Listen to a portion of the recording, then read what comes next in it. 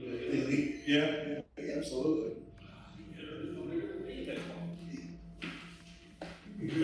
Oh, man, how are you?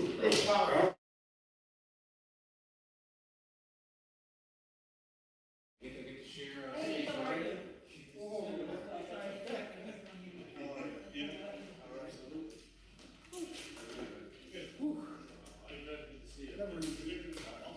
I stood up to the car, my back. I just got out of the chair like, oh my God, it hurt my back. What's going on here? It's tough to get over. There's only one alternative. Look. That's not a good one. That's the new building. Yes. It's what you want, we gotta get it in. Yeah, actually, yeah, just. It's the same for Seattle. Really, Seattle win one game. Second home game, you know. It's hard to tell like what the entry is.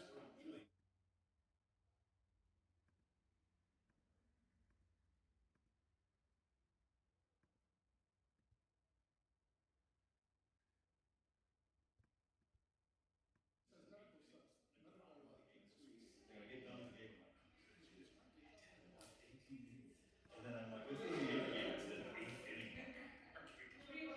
Like, it almost completed the Yankee game. Yes, before that game. And then I was kind of having my head was I hope they don't. I want to team. I want position for division. Hi, Doreen. Hello there. Oh, dear Lord, look at that handsome man over there. How are you, my friend?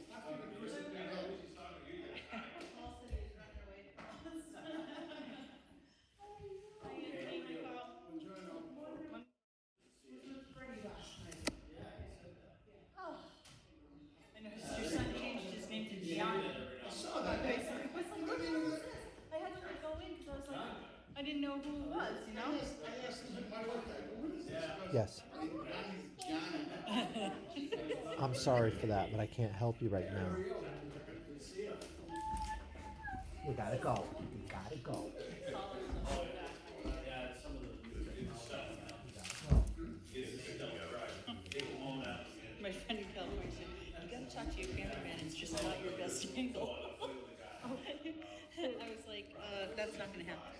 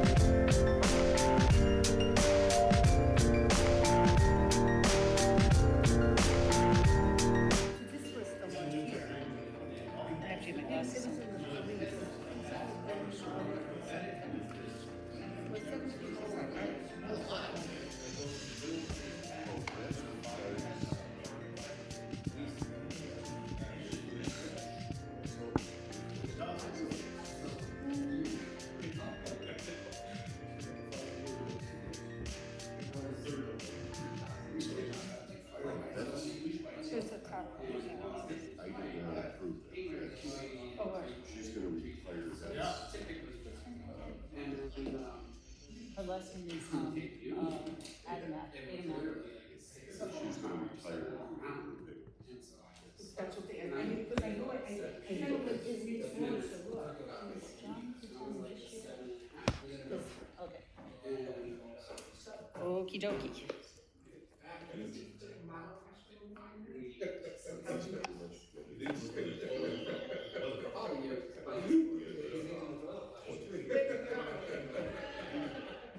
So, it'll be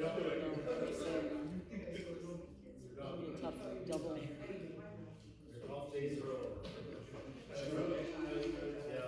Hello. Okay, I did not bring snacks, so.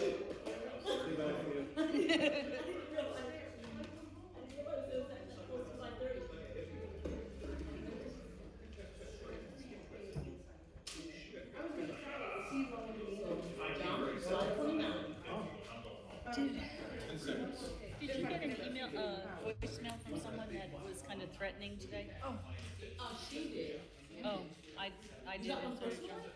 Yeah, I didn't answer the phone because it was I saw a private number. that's right, so I didn't pick it up, but well, check your voicemail. Oh, really? Yeah, it's not pretty, but I did send it, I sent it to Eric, Clifford at the mayor's, I asked the mayor, I forwarded it to the chief. Oh, a voicemail, you got one too? Today?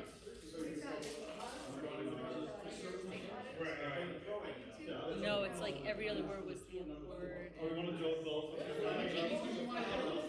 He's upset, he thinks City Hall has blocked his number and won't take his calls. It's kind of crazy. Okay, no, I'll listen. Did you get it? No, I'm saying I'm probably the kookiest one here and I didn't get it. Huh. We got it. Oops. Okay. Yeah. Good evening, everyone. I would like to call the Finance Committee to order, and we will go into our second budget hearing. And this evening we're dealing with general service, and that's including codes, streets, snow and ice, property management, facility, parks and pool, waste, collection, disposal, recycling, water, sewer, golf, and capital budget. This evening we can start with golf and get these two young men out of here and present here tonight with us. So we'll do golf and then we'll go back to our regular. Okay. You take the chair and I'll do it. No, it's not. Most days. So we don't have to be on, So before we go, you wanna, Mr. Ferrari, just wanna give us a summary? Before you look back to the For your rent and your expenditures, and Ron. it's thank you. There's 8 of them, so. Oh, we got one of these, wanna look on? Yes, it's stapled in the packet. Yeah, I have some handouts for you guys to go. So each, so that's yours. That's mine.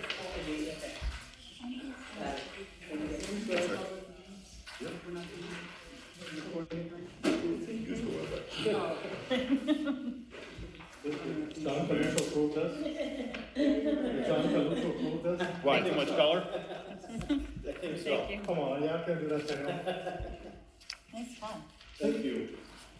And then I want to take mine. Oh, is it coming?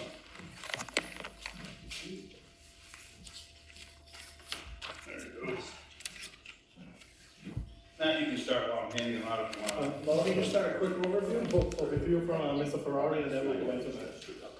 So the golf fund this year is increased by $141,167. It's 11% increase.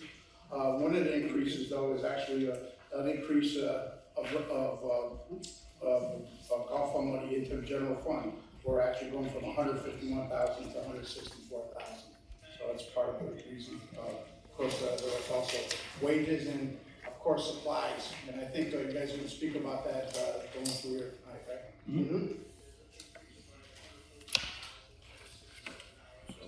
So I should note, real quick, that going into, this year, we're having a record year just because the weather has been so unbelievable. Of course, now it's starting to get a little more, we're getting all the rain that we missed all summer in the last couple of weeks, but, it's pretty incredible. We've exceeded our revenue totals in just about every statistical category for the 2022 adopted budget, and doing so well that we would actually pretty close to exceeding the 2023 revenue adopted budget lines. So it's been a pretty exciting year. We expect that trend to continue next year. I mean, obviously, it's all weather dependent. I mean, I can't imagine that we're going to get another summer quite like the one we had this year, where it was just 80 degrees and no rain in sight every single day. It was pretty amazing. So we do expect to get that change for sure. So we did raise our greens fee totals this year in terms of, we raised the fees in both the season pass and the regular daily fees. And I don't anticipate that having any again this next year. We are exploring a new kart fleet, as you know, we presented that to you when we awarded the bid to Yamaha, or WMB golf cars. So we're moving forth with doing the lithium electric kart fleet. And to offset those expenses, because they are gonna go up, we're gonna most likely raise the kart fee totals at. And of course, when that time comes, we'll bring that proposal to you as well. So we do expect the kart revenues to jump a little bit as well. But if you have questions, and anything you see, feel free to just jump right out and ask. Yeah, I guess, John, do you like to go through the items, or do you just like No, prefer just- quicker with an Well, expedite? we'll just go through, so that we have everybody on the same page. We'll just go through special recreational facility. And that is page 1. Are there any questions on page 1 for golf?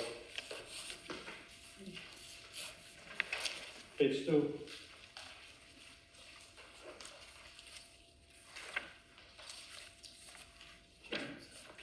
Go ahead, I'm please. just wondering about the increase in fees for service, $15,000, CR 7180-404.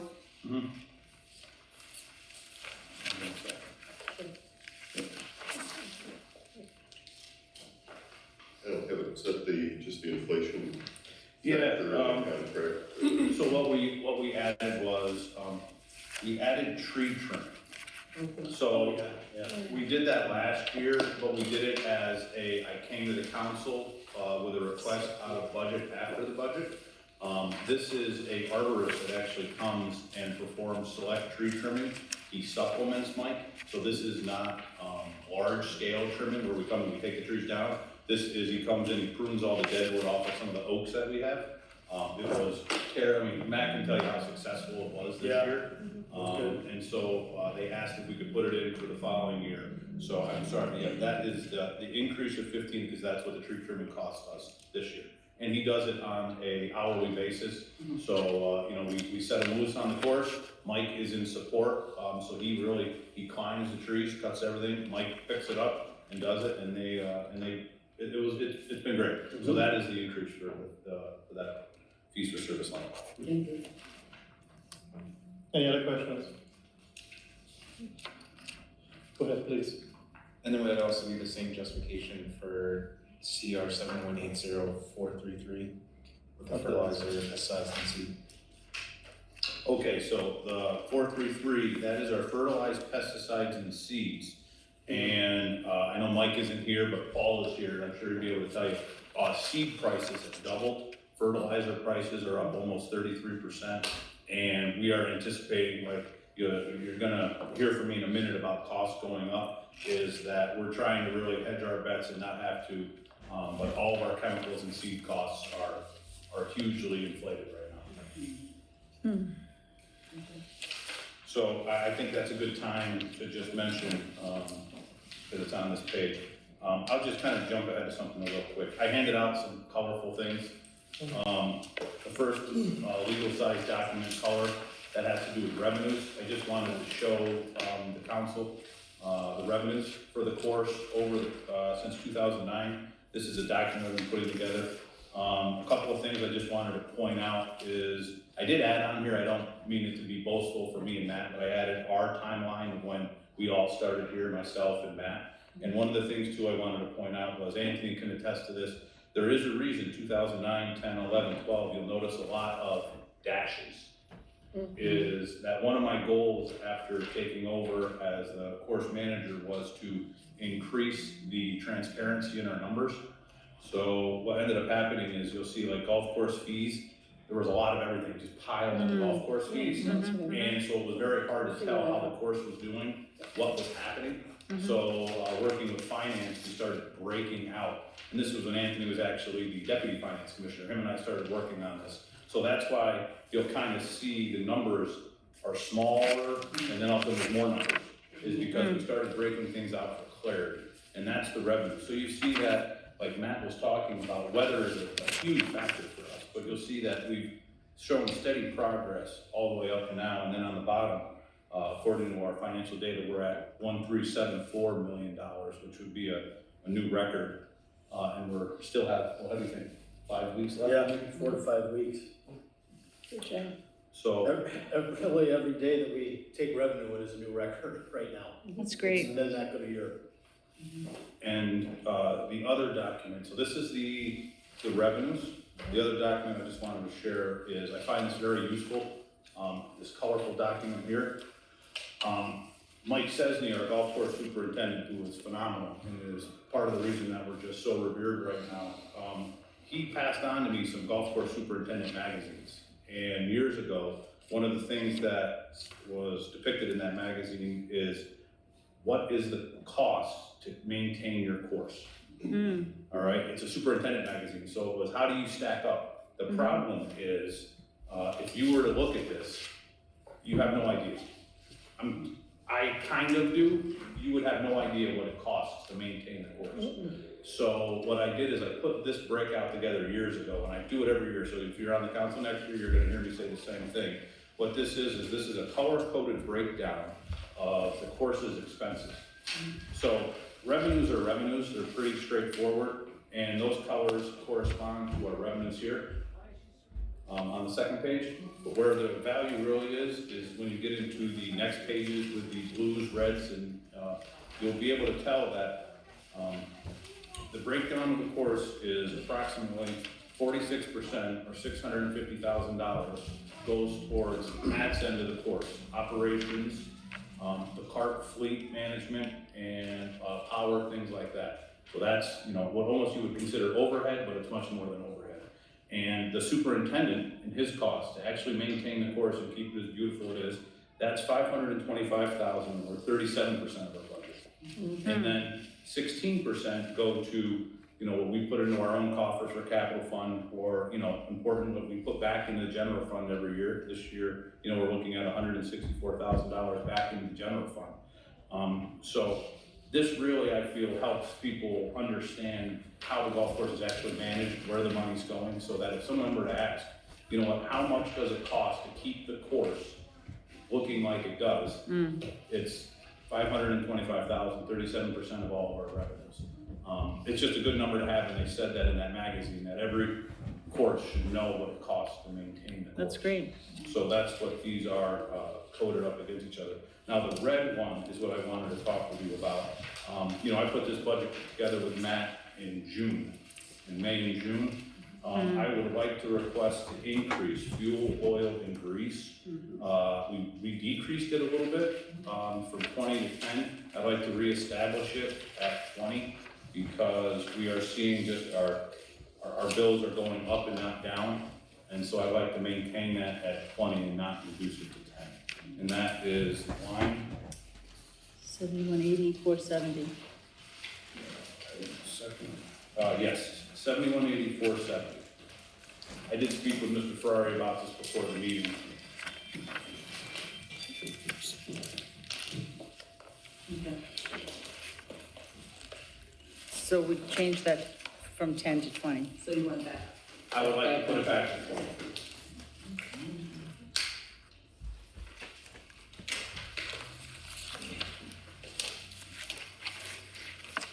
One of the reasons too is that we're expecting that drop because we're going into electric cars. But Right. the cost of fuel is doubling. Correct. Yeah. So even though we're cutting it, it's still going to cost us the same at 20 grand. And I just want to be prepared for that. Sorry, but that should be result in some long-term savings though, right? The electric vehicle. Eventually, yeah.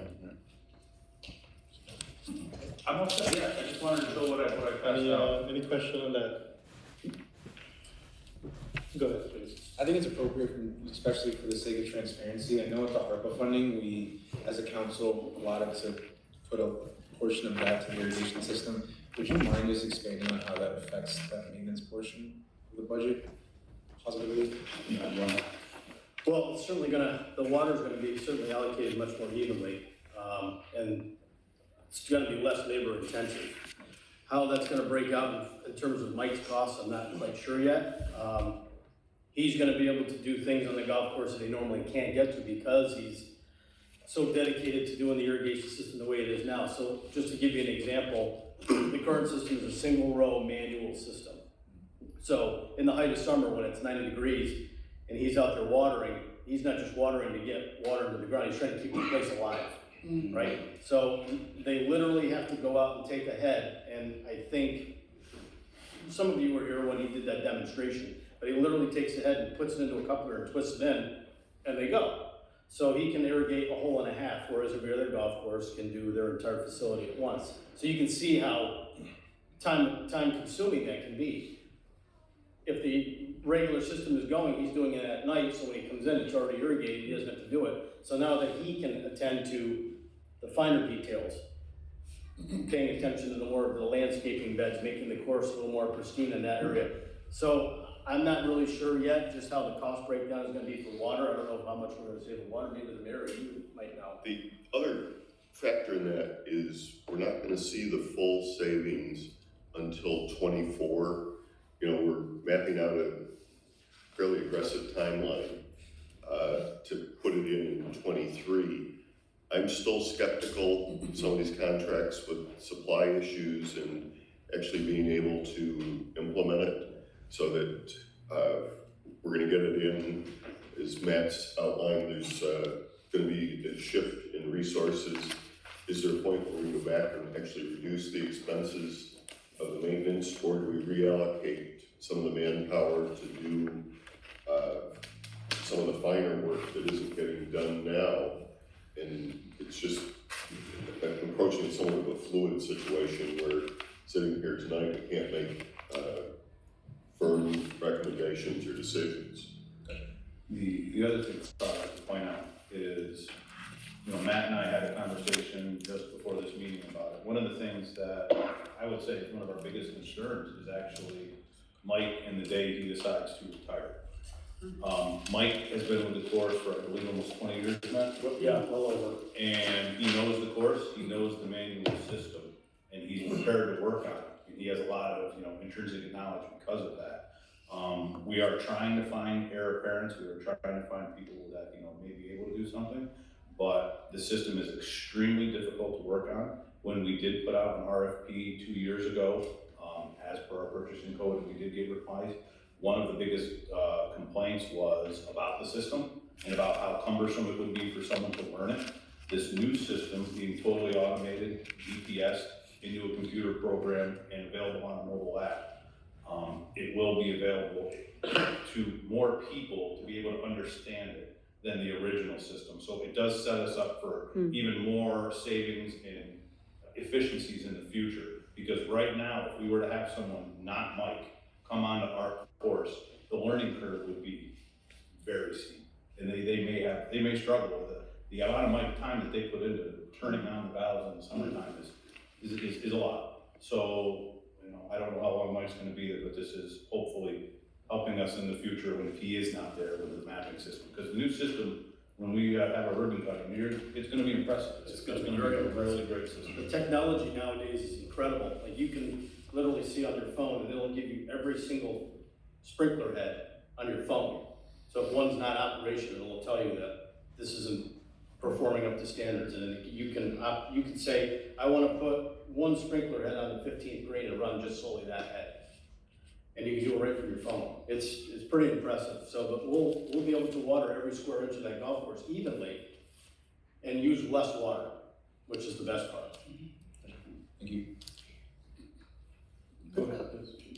Yes, sorry, No, no, I'm no, looking go at them. ahead. Go ahead. The carts, I think we spoke to the Yamaha guy at the EV fair. Yeah, Mike, Mike. right, Meehan, yeah. right, and, he wasn't really sure about the timing on when we might get the carts, you know, because of some of the supply issues, right? So I don't know if you have an update, Yeah, so, I mean, he's confident that we should be able to have them by the time we get our order in, but we currently have the fleet existing in our cart barn that if they're not able to supply us on that timeline, we will still be able to use the ones that we have, so it's not like we're gonna be left with nothing. But he's pretty confident that we'll get the fleet that we want, and if we don't, it might be pushed back a month or two at the absolute most. Okay. But at least we have that fallback plan. Okay, great. Go ahead. So I think it's worth mentioning that this might be a really great opportunity for, you know, the youth employment program that the mayor put forth. We're talking about this gentleman who's been dedicated basically his entire life to the golf course. If we want to look at something that's sustainable, I think that this would be a really good opportunity, and it's just something we should think about. I'm actually, Gordy Furlani, who sits on our golf committee, he's the president of golf committee. He spoke with Jennifer Lawrence from the Seed Center. Yeah. And we're gonna be meeting with her next month to kind of discuss what you're describing right now and how we can move forward. But we actually do, the mayor brought this to my attention a couple years ago, we actually do a pretty good employment boost through Schenectady High School. And I've sent out flyers and applications through the guidance counselors over there, and we've actually got some great kids over the years through Schenectady High. So it's been a nice little channel for those that have been interested. Mention the scholarship that, the one Yeah, young man. For Carlo. Yes. Yeah, one of the council meetings coming up pretty soon, we were gonna present through the PGA of America, we're doing a scholarship through, when Ricardo Grevely, whose father is a teacher at the high school as well, you know, he assisted us in trying to do a life saving on an individual that had passed away. He was one of our tournament executive directors, and he had a heart attack on the golf course, and fortunately we didn't get there in time, but it was pretty traumatic. And for a kid of his age to have to go through that, it was tough, and you could tell that he was pretty shaken about it. But what he did that day went above and beyond, and PGA is definitely going to recognize him on that. So they are offering him a $2,500 scholarship. I think he's going to SUNY Albany. He is. Yeah, great kid. He's been with us for about 5 years. And so we're gonna do, a formal presentation, pretty soon. And I'll obviously get that on the agenda. Samantha, I'll probably be reaching out to you when we can get that on the schedule, if that works, yeah. Go ahead. Is the new irrigation system gonna have some sort of connection with the soil humidity meter? Not 100%. That I don't know. I haven't, it may, we are working with the. We haven't did it yet, so. No, but we're in the process of designing it, I'll let you know. Yeah, and I would recommend if it's cost feasible to do that. Okay. Any other questions? Let's move to the next page. Are there any questions on this page? Employee benefits. Or you want to touch on that, or? I'm up. Employee Employee benefits? benefits, yeah, they're pretty much steady over the years. Of course, Social Security went up because we're paying a couple guys on the course. Unemployment insurance is staying steady. We're right at that 27.7 a year, at the end of the season for the guys to go through. Dental and medical, we're trying to keep it as low as possible. In our debt service, we're the past few years, we have not borrowed money, been using our fund balance to pay for portions of the golf course, and that's why our debt service is decreasing. And as you see, we have no bans for 2022 or 23, and we have that at zero. As you can see, our golf cart, the new lease with that company is going to be a little bit higher, substantially higher. But again, that's the reason why we're thinking about increasing the rates for the golf carts, not the golf course. Again, just down here, the transfers, you can see we're going to go from 151 to 164, transferring money to the general fund, and our capital expenditures is what, some of the plans we plan to move to the capital for this. Any question on these? All right. We can go into a capital. Sorry. It's just about the advisory board, as it shows here currently, is that up to date, or are there openings? There are going to be openings, yeah. There are going to be openings. They're going to be? Yeah. Okay. Go ahead, please. And my name's there, and it shouldn't be, because I did resign. Right. Oh, Yeah. Yes. Well, Yeah. when she got on to city council, yeah. Yes, you're on there, but we have, I didn't like it. yeah. So Well, we just will- because of my parts. You let us know when there's openings, because I know people that play golf might be interested in doing that.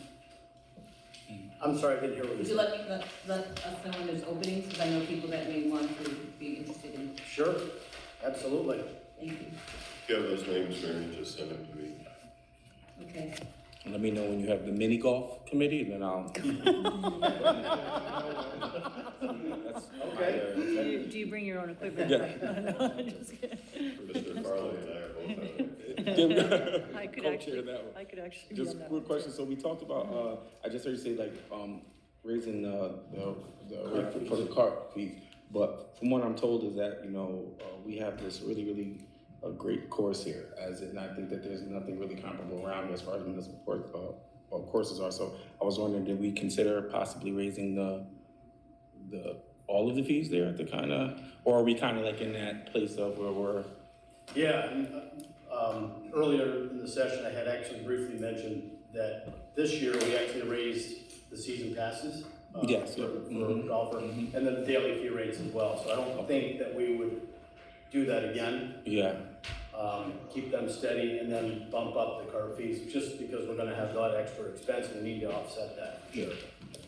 But when you compare our fees to other golf courses, we're still, Yeah, You know, that's what I was saying, that's why. that's one of the, in my opinion, I think it makes us such a strong value, because what we offer is such a great golf course, but we're still, either at or below all the other competitors, so. Yeah.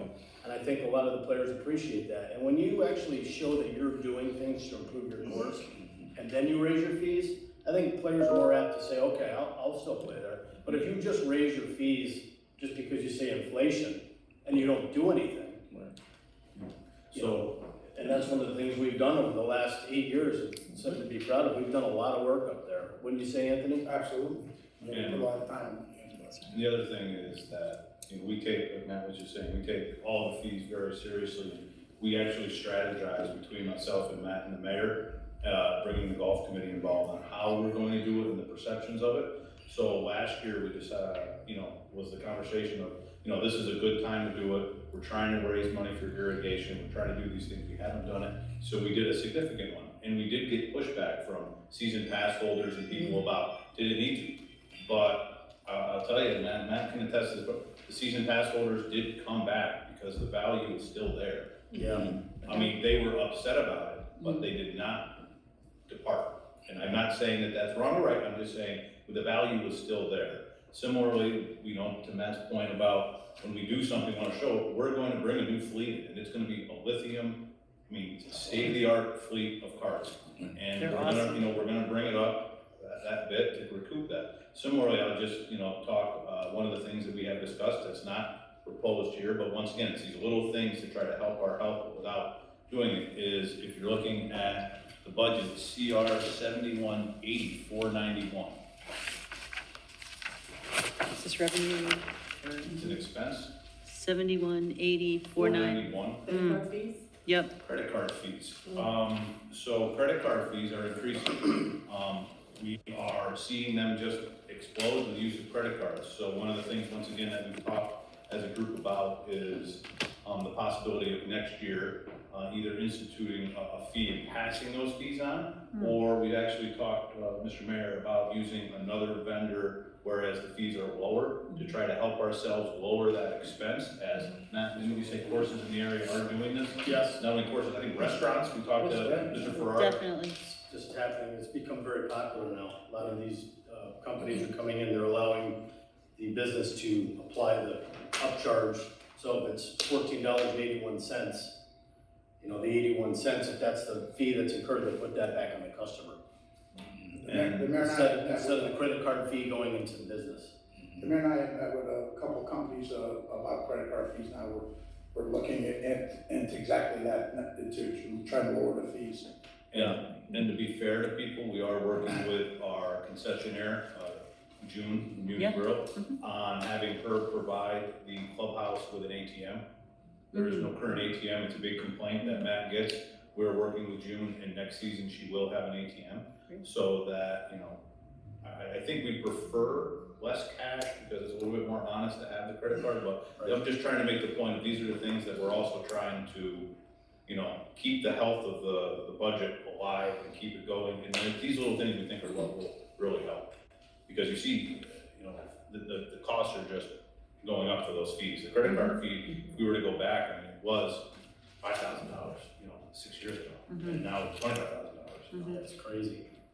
But I think also too, you gotta realize, at the golf course, there's about 90% use, credit cards. It's a lot, yeah.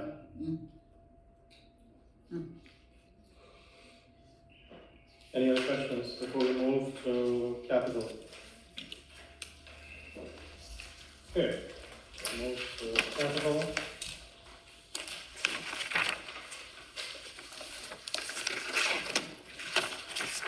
Only a few things that have to budget for golf is maintenance equipment and the driving range netting. And of course, I put in the irrigation system with using ARPA funds. I just want to make sure so that we always know that's there. I don't know if you want to talk about the driving range netting.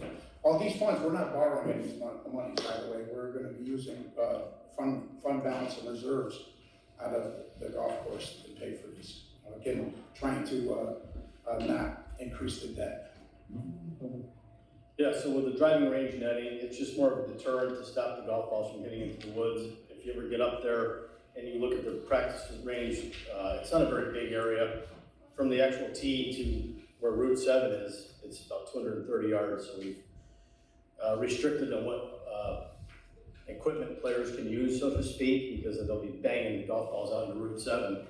And could be a potential problem. Yeah. But to the right specifically, there's a thick patch of woods, and a lot of the golf balls are hidden there. So just trying to retrieve those becomes very, very labor intensive.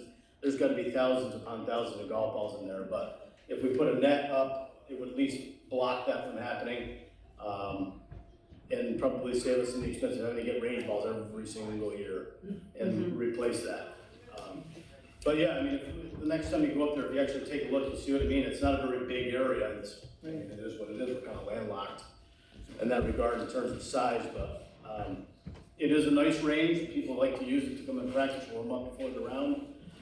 But it would definitely help in that regard, and it's not really a super high expense what we're looking for, right? Well, no, I put a round number in there once I was working with CHA Sports again, because this will have to be bid, which is complex, but to Matt's point, when we had a golf course architect doing our investigation for the master plan, we asked him to look at the range, and in 2015, 15 or 16. to be able to hit a driver required netting in excess of $500,000.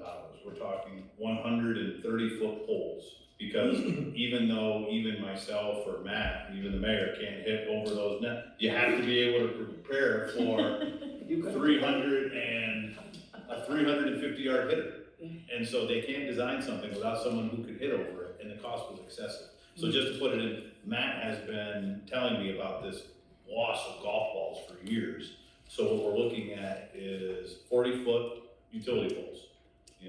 Not big metal poles like you see at Stadium or Eagle Crest, but utility poles driven into the ground with a netting system on them, so that we are catching 80% of the wayward balls into the woods, and then we'll be able to range pick them a lot easier, because when you go up there and look, those woods are like right on top of it. And they serve, someone may say, what about taking them? They serve as protection for both the 11th hole green, and then we have the 12th tee. So we really want to leave the woods, so we just want to stop these. When we go through range balls, like, Pretty good clip. yeah. They're not cheap anymore either. No, and you can't get them. That's another thing, right? They're getting more expensive and they're hard to get. And then equipment-wise, talking with Mike, we're looking at, the big thing is, possibly getting, because he's trying to set us up for success after him. I mean, these conversations are actually taking place after he is gone, what we may need, because we own the equipment. And right now, we are actually, as part of our lease agreement, we pay Mike to come in and do certain services and use his equipment. So we're going to try, he's recommending that we get a couple pieces of equipment. A deep tine aerator, a new tractor to pull the aerator, and also a greens roller. Our greens roller was bought 10 years ago. We use it all the time, and it's fantastic. It's not a big machine, but our greens have never been better. Never. Yep. So some of the equipment we're looking to purchase, and that's luckily we can get it by 2024.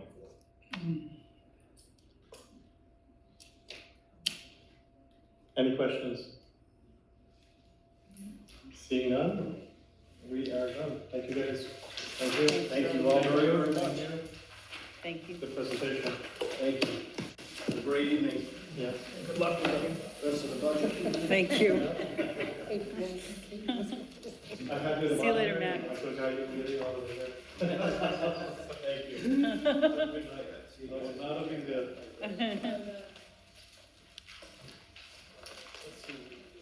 We'll do codes, about page 41, and get Mr. Lund over here. Unless he wants to stay with us all evening, that's fine. Why does anybody want to leave? Oh, no. Snacks, we have no snacks. All right, so you go on. Page 41. So, total code enforcement is up to 121,146, about 9.26% increase. That's mostly from salaries. It's one of the things that we want to take to say right off the bat. The new employees for 2023, Mr. Lund wanted to set them up as top of their grades at grade 6, so they all make the same money, which would be about 58. 58,040, all at step 6s. That way, they have a better competition with the other municipalities, other towns. Actually, even the villages pay more. So, If you don't mind repeating the number, 58. $58,040. $58,040. Step 6, grade 34.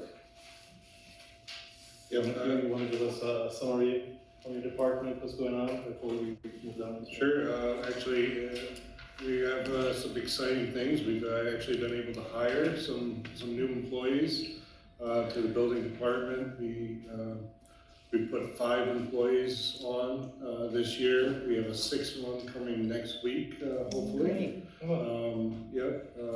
And so that'd be 5 officers and 1 administrative staff. We're getting the help we need. We've seen a turn, since 2020, I've had jobs posted, that's 2019, really. And then COVID came, and then there was a big drop off, and we weren't getting anybody to apply. And it seems now we are getting some applications in now, and everybody's local, so it's a good employee. We also have a new electrical inspector for the city, Bobby Curtis, great employee, and our former employee has resigned, so we were able to fill that position quite quickly. Code enforcement's going in a good direction. We're currently working with Municity to update our software system and our inspection system, and really have very detailed inspections above what other code enforcement departments are doing out there currently. Our inspections would be far superior to most other departments, if not all of them. You mind touching on the rental inspection? Rental inspections, I think we've done $120,000 in revenue so far this year off of our rental inspections. That we brought that up. When I got here, it was many thousands, and to bring the program around and we're getting a lot of voluntary compliance for people to come in on the change of occupancy, which was a hard turn to get these people to come in, but now we really turned the corner and having great success. Since you're talking about in terms of permits, building permits and overall, just want to highlight us on that. Yep, building permits, we've done over $1 million this year in permit fees. We've had great success in the permitting. We've now got online permitting through the city's website.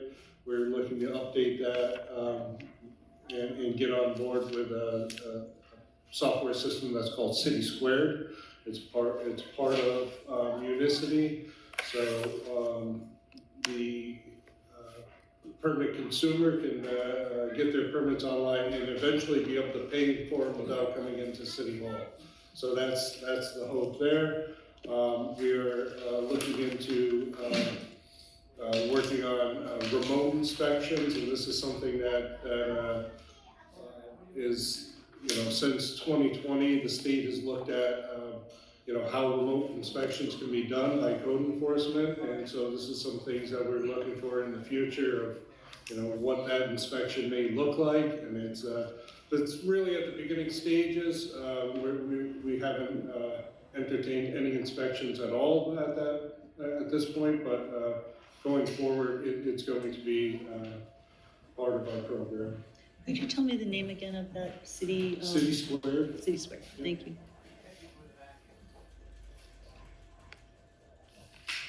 Go ahead, please. So you talked about staffing, are you fully staffed at this point? Nope. We've got 8 code enforcement officers. We've now filled the supervisor position. I came to you guys earlier this year and asked for an amendment, a budget amendment for a full-time assistant building inspector. That's now filled. So I would need 2 code enforcement officers, non-ARPA, and then we've got 2 that are to fill for ARPA. So there's 4 vacancies in code enforcement officers, and then 1 administrative staff clerical aid position that's currently available.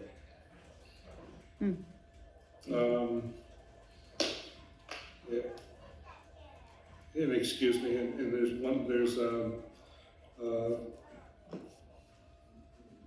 principal code enforcement specialist is currently open also. Excuse me. That was Sue's position, yeah. So that explains why the salary was lower, because you put it at a level, Yeah, because what she was making. Yeah, based on the steps, we've dropped it back down to start hiring again. Okay. On a question on the building inspector, the salary is dropping down to 83,500. The job I make posting. too much. No, that's yeah. The job posting is 90,000. So where is the difference there? I wasn't aware that it was at 90,000. I believe we were supposed to be at 83.5. Can you look into that for us, please? Do you ever make a 90? I just did that. Just last year, I just did 90.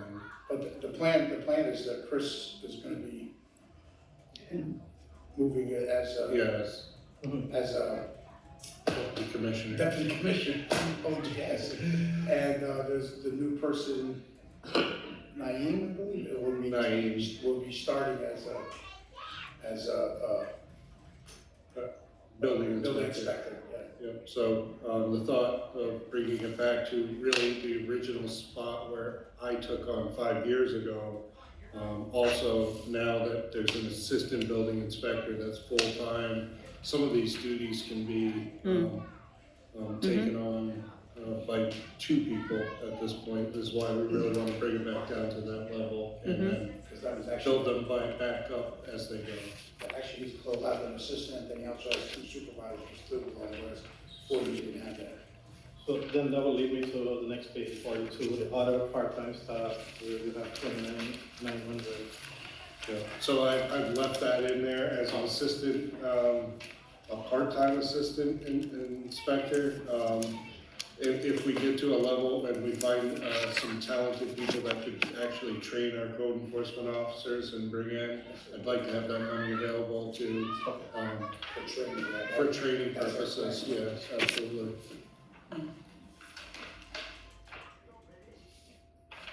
I did actually this week I had a really talented code enforcement officer, works in 2 different municipalities.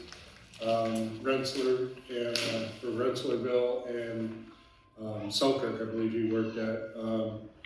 You know, that's really, you know, and he just really didn't end up being a good fit for maybe a trainer here in this, you know, in this program that I have going on, but that's the talent that I'd really like to bring in, somebody that has, you know, 20 years of experience, maybe, you know, retired from the state and, you know, really has a passion for code enforcement. My next question is fees for service. You're dropping it to 25,000. Yep. So it was set at 65,000 last year, or this current budget. I've never spent that money. I'm always fiscally responsible. I'd say the money, I've never gone higher than 25,000 in 1 year since I've been here. Primarily, I use that funds for emergencies that happen around the city to get engineering firms and services on board to be advised. And so usually Chazen, which is turned over to Labella this year. They've done a company change and I've had great success with them and kind of run a contract with them. Go ahead, please. So I'm looking down here and it has in-service training, and could you tell me how that's different from the training that you were just talking about a moment ago around why you wanted to keep that budget line open in order to train the guys that you have now? Yep, so in-service training, yeah, we're reducing that down. Currently, we have, as I said, some of the older staff that was here, we have 5 new staff. With that training that we're gonna have is a state mandated training that costs no money to the municipality.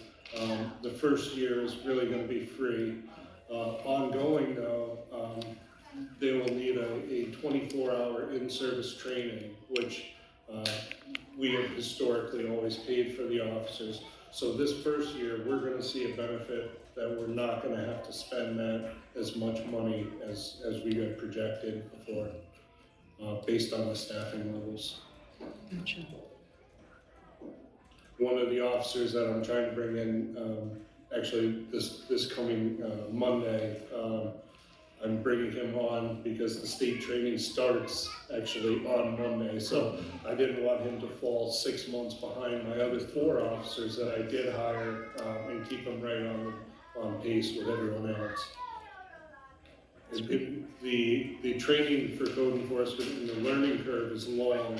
There's a lot to know, and you know, we have 12 volumes of code enforcement books that are you know, thousands of pages thick, and it's these guys' job to find the right code, cite the right code. We've seen this, but we have mistakes at the Wedgeway building, right? That my officers took the property, cited the wrong code, wasted a lot of people's time, you know, really. And you know, it's really the training to get them to the knowledge of really knowing the proper violations to write and write them in the right manner. And so that's what we've really worked on. We just had a great success with that building, and now that's going to be redeveloped and a nice project here in the city. So.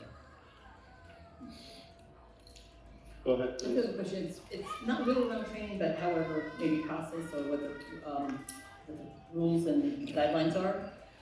So, in terms of code enforcement officers, let's say specifically that there's a stop work order, or they go out and they see somebody working who doesn't have the permit. So, is there a discretion as to what they can do with that, or are there hard and fast rules on how that works? So there's absolute discretion in the department, and the way that we'd like to handle it is we'd like to get the person back in the office the same day. But a lot of times people this may be their first time ever interacting with code enforcement. They really don't know the process, and how to get a permit or obtain a permit, or they even know they needed a permit. So I would like to, and always have discretion to work with these people to really get them to get the permit. That's, compliance is our main goal. And so a lot of the fees, a lot of times we'll put a stop work order on, and then we will waive the fees just to get the project once they, obtain the permits. So, kind of more to that point, I think, I appreciate, that being willing to work with people, that's what we want to do, we want to get people in compliance. I guess I would just think about, and this again is more about process, is that if it's too much discretion, then, there can be a lot of different variables as to how a decision is made, so I would just, just be mindful around like that, because I think that if I'm, told, hey, you can't do that work until you get this permit. I need you to come in tomorrow, by tomorrow morning to get that done. And then, but my neighbor tells me, oh, the guy told me I'd be there today, So just, those kind of discrepancies, and I'm sure there's a lot of, like I said, there's a lot of different variables depending on what the job is or what it is, but I want to just make sure that, because I think that's what Council President was talking about. Like, I know that we've been getting some feedback around kind of different messages to different residents. You're absolutely right. Now, I don't think that we want out there that there's discrimination in the way that we handle a stop work order, for sure. If it takes a written policy of how we handle a stop work order, I can clearly write a policy that would be fair and equal across the board to every case that we come across. But I also want to leave some autonomy in the hands of the professionals to make certain judgments. So it's kind of just about achieving that necessary balance. You know what I mean? Yep. In the past, I've thought ways to revamp stop work orders. You have a 500 stop work order on a large commercial contractor. This really is not a lot of money, or he doesn't really care. A homeowner may care about the 500, so maybe there's a revamp in the fees and how it's looked at commercially to a residential or a first or to second or third time offender of the permitting process that we look at changing that policy in fees also. I can definitely write something up though. Any other questions? You brought up something I didn't even think about, the residents versus developer, but that makes a lot of sense. Yeah. That it's something that they're not as fearful of that $500 as somebody that lives week to week. Thank you. We're good? Thank you, Chris. Thank you. Always. You're doing a good job. Thank Thank you, everyone. I appreciate you all. Thank you. Oh, I'm sorry, I have one more question.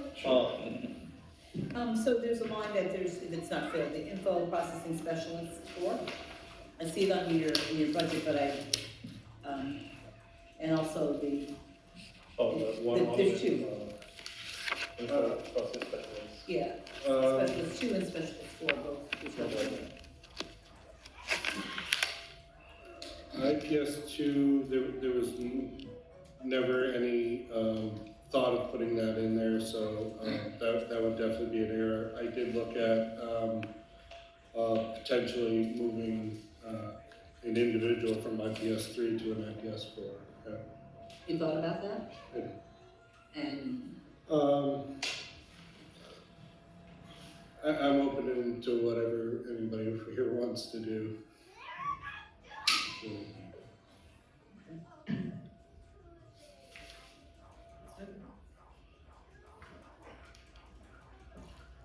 are you recommending it? I mean, it's just like leaving it out there. Are you recommending it? Has this person been along the time where they, it looks like it's an opportunity to move them up? I think that sometimes when we look at long-term employees here in the city, we have to value them and take them for the service that they provide over this long period. In IPS 3 and the IPS 4, the IPS 4 has a lot more responsibilities, in my opinion, versus an IPS 3. I think there's not many IPS 4s in the city of Schenectady. I think there are maybe three people with that position. But the person that I was going to recommend for the IPS 3, they will take on a lot more responsibilities if they are put into an IPS 4, and it would probably eliminate the principal code enforcement specialist, and that person would actually be the supervisor of those people or the administrative staff. Along with the duties that the principal code enforcement specialist had to become that IPS 4. So could we just know what the budget look like differently, that amount, if that were filled? Yes, it'd be, going from a 3 or 4, it'd be from 45,423 to 53,140. So it's about $7,500 increase. So you'd be eliminating, Yeah, it'd be collapsing. So, eliminating the 48,936. Right, that's currently open. so you got a lot of savings there, like, Yeah. eliminating the principal code enforcement officer and adding the specialist. 53,140. Yeah. That's IPS 4 step 1. Right. Something for us to consider. Did you want to, you said if you would add that, you would eliminate one? Yeah. Code enforcement specialist, which is currently Right, I would like to keep the Principal IPS 3, which would, if we do an IPS 4, I'd like to keep that IPS 3, eliminate the code enforcement specialist, keeping the IPS 3, leaving room for other people to grow into another spot that's there. So, in other, like our code enforcement, we have a supervisor position, that's somewhere for them to grow. And then now there's a full-time assistant. So our administrative staff really needs a place to grow into. And once, they top out on their steps, they feel stagnant and like they have to go somewhere else to achieve that success in life. So that was really the thought. Thank you. Thank you. Thank you. All right. See you, Chris. You want to call? Oh, No, I all right. got facilities we have. Oh, okay. Oh, perfect. So we'll go to, Are we doing all capital tonight? nothing. No, there's, Okay, we're just Nothing adding one further. that OGS, you're, OGS, engineering will touch on yours at Thursday. So we have it on here. facilities. We'll do, page 12. Thank you. Page 12, property management, staff, building and grounds. Mr. Ferrari, do you want to give us, Facilities, total facilities and building management, we're looking at $35,939 increase, which is only like a 3 or 4% increase, that's mostly all salary again.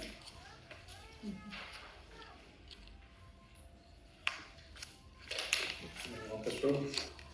Sure, I can. Probably just quick and. Yeah, it's not too bad.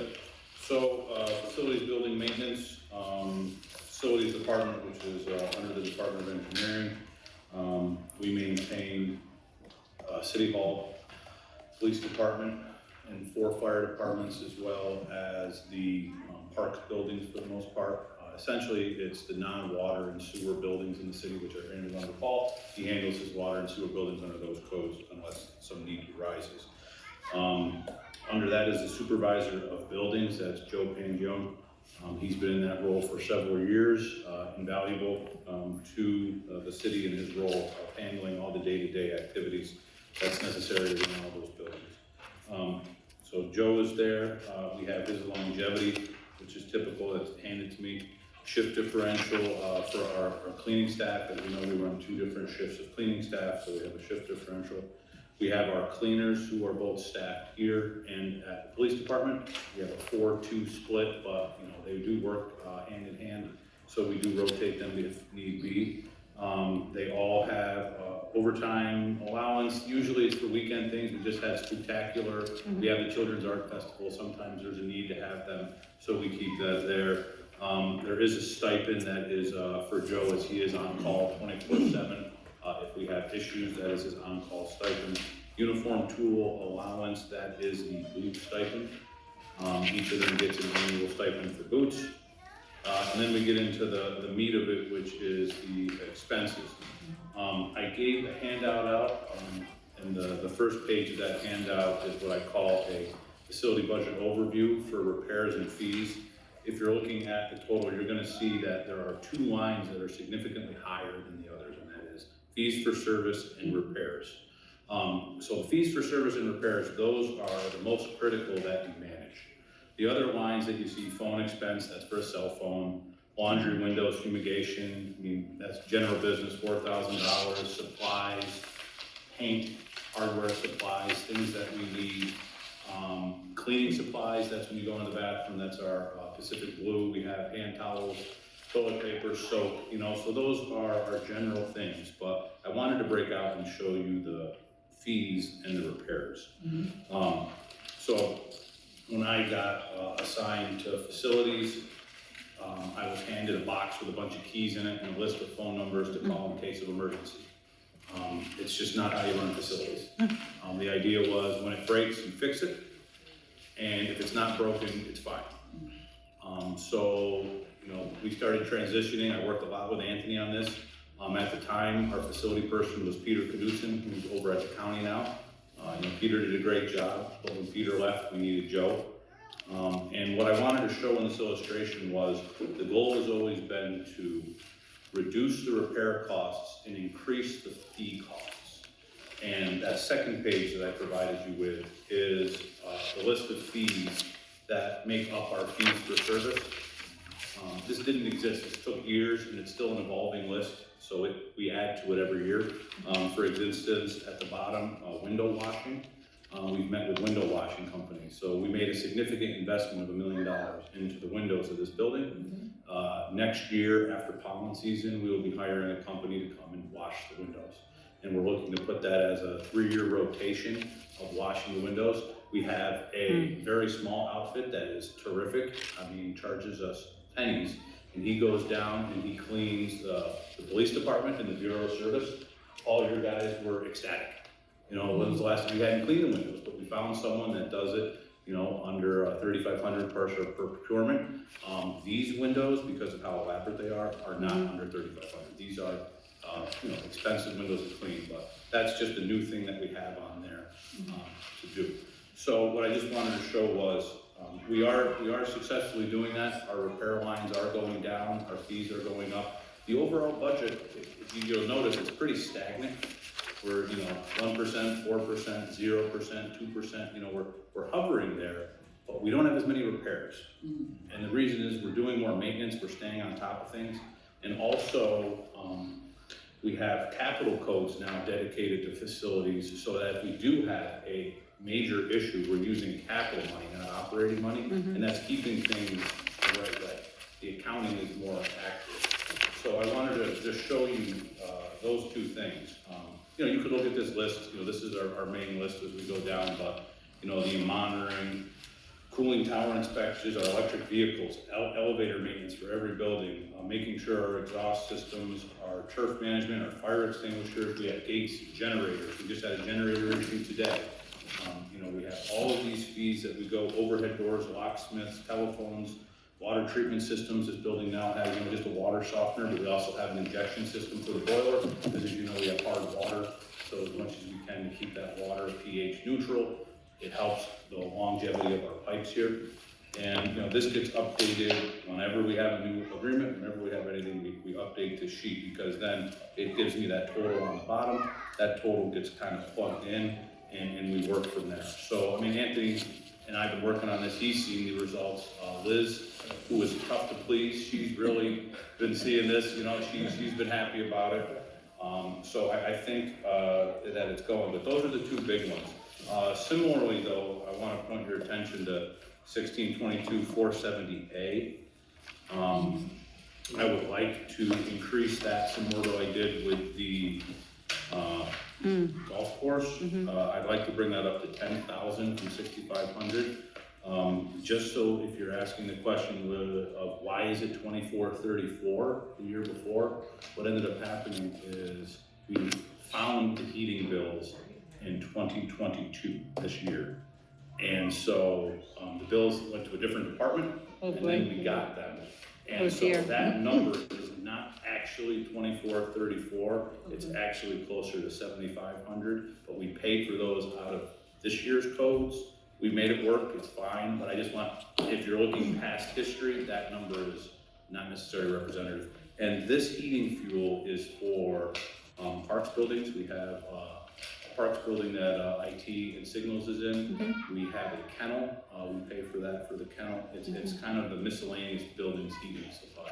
So we'd like to move that up because fuel costs are continuing to go up. Up to 10,000? Up to 10,000. We think that'll be fine. We looked at our past history and we've never exceeded really 9, so that gives us enough cushion, we think, to go, and if we have to, we can always figure it out. But I think that 6,500 is too low now.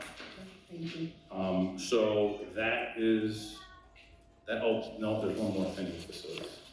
We can talk about it more with engineering if you like. I don't have my org charts with me and things like that, but I haven't even had a chance to talk with Paul about this because it's kind of new, is that Mr. Pangione is looking to retire possibly as early as March, as I talked to him today. With the latest, he is here till July. I talked with Anthony about it right before our meeting because that is critical to me. Losing that position, which is a day-to-day position, and having to have myself cover that workload will halt engineering until we can replace them. So I just wanted to make you aware that we're going to most likely post the position in the future and try to figure out how we can have at least a couple of month overlap with someone in Joe, because there is a lot of intrinsic knowledge you have to have over all of the buildings, just the keys and the personnel, and you know, it's a day-to-day job. So that is a big deal for us. So, if you hire the new person, would perhaps the salary be reduced a little bit for the remainder of the year because it's becoming at a lower salary than what Mr. Pangione? That's what we're thinking, you know. Because then that might make up on the 3,500 on the other. Okay.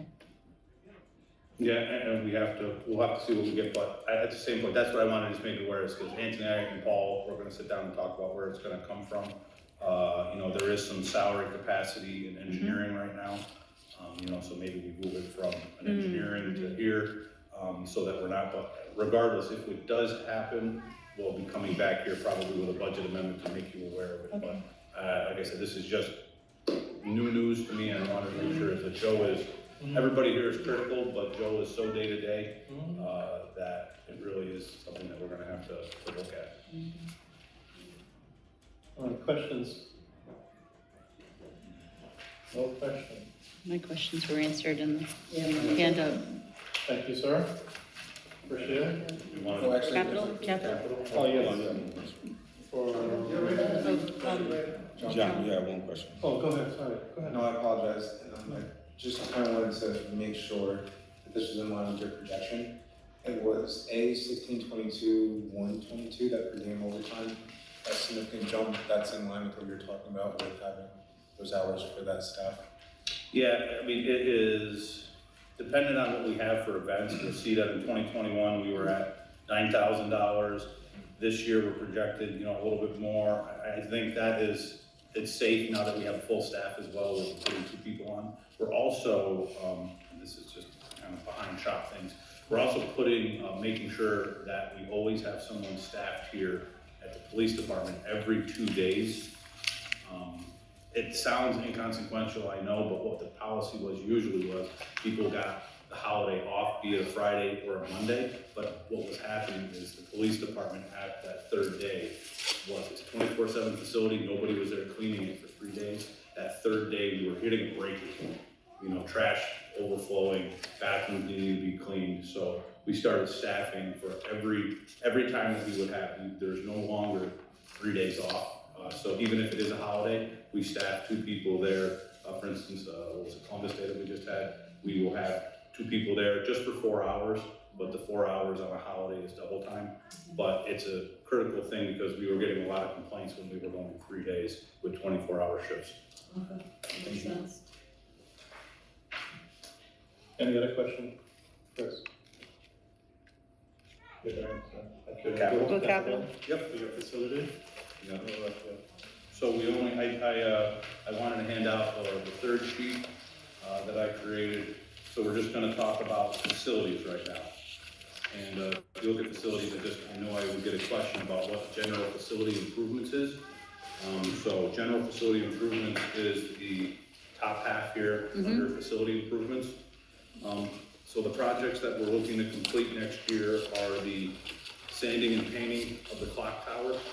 The lights right now are being refurbished. We have the linears back, the spotlights are pending. They'll be coming back from Vegas hopefully soon, and we'll get the lights back to illuminate the clock tower. Station 1 HVAC system is original to the building, so 1981, and we're having a lot of issues with it with regards to just a lot of leaks and inefficiencies. The police department has what is called a chiller. It needs to be replaced. It is a very expensive, elaborate piece of equipment. So we're looking to replace that. SPD locker room, shower facilities. This is something focused really on the female shower and locker facilities. They are inadequate, and we would like to upgrade them so that they are at least adequate, and if not, maybe beyond adequate.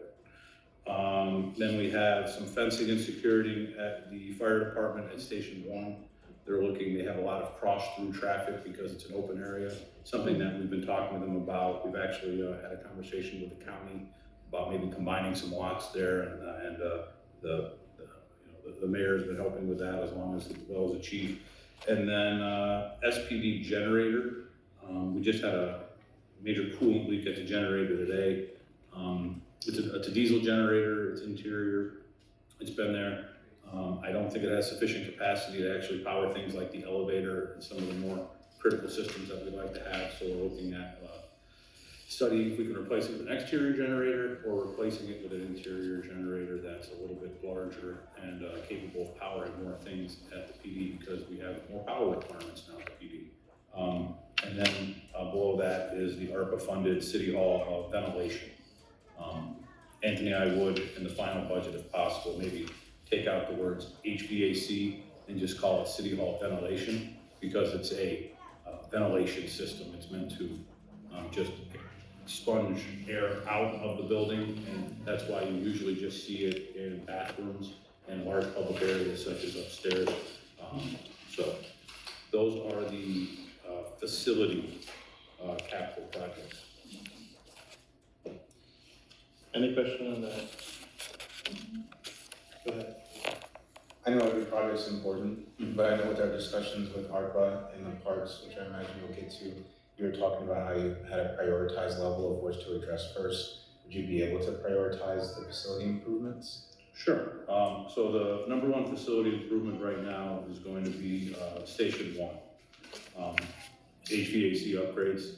That's probably going to be, because that is going to be involved, it's going to be a bid. I will say the second is the locker room over at the PD. That's probably 1 and 1A. I think that really is something that we need to do. And after that, you get into kind of a splitting hairs a little bit. I would say the chiller, because I think the chiller is an easier project to complete. It's an equipment completion. We'll be able to bid that fairly easily. I mean, I could call Train and they could do it on their own. The problem is that procurement, you can't just pay Train Right. $400-some thousand, even though really it's all in the equipment. The labor is a fraction of what the equipment costs, much like our paving contracts, where it's all in the asphalt. That's the chiller, so I'd really like to get that done. Then the clock tower, that is probably gonna be important just because it's critical with weather. You don't want it too hot, you don't want it too humid. And I mean, last would be the fencing, definitely, you know, fencing is the lowest priority, and then somewhere, the generator. We have a generator, the generator is functioning, this would just be to upgrade the generator. And then we're already working on the building ventilation because that was approved, so I've already had a meeting with a consultant, so that one's kind of already going. But definitely, HVAC and locker room facilities are the top ones to get moving on.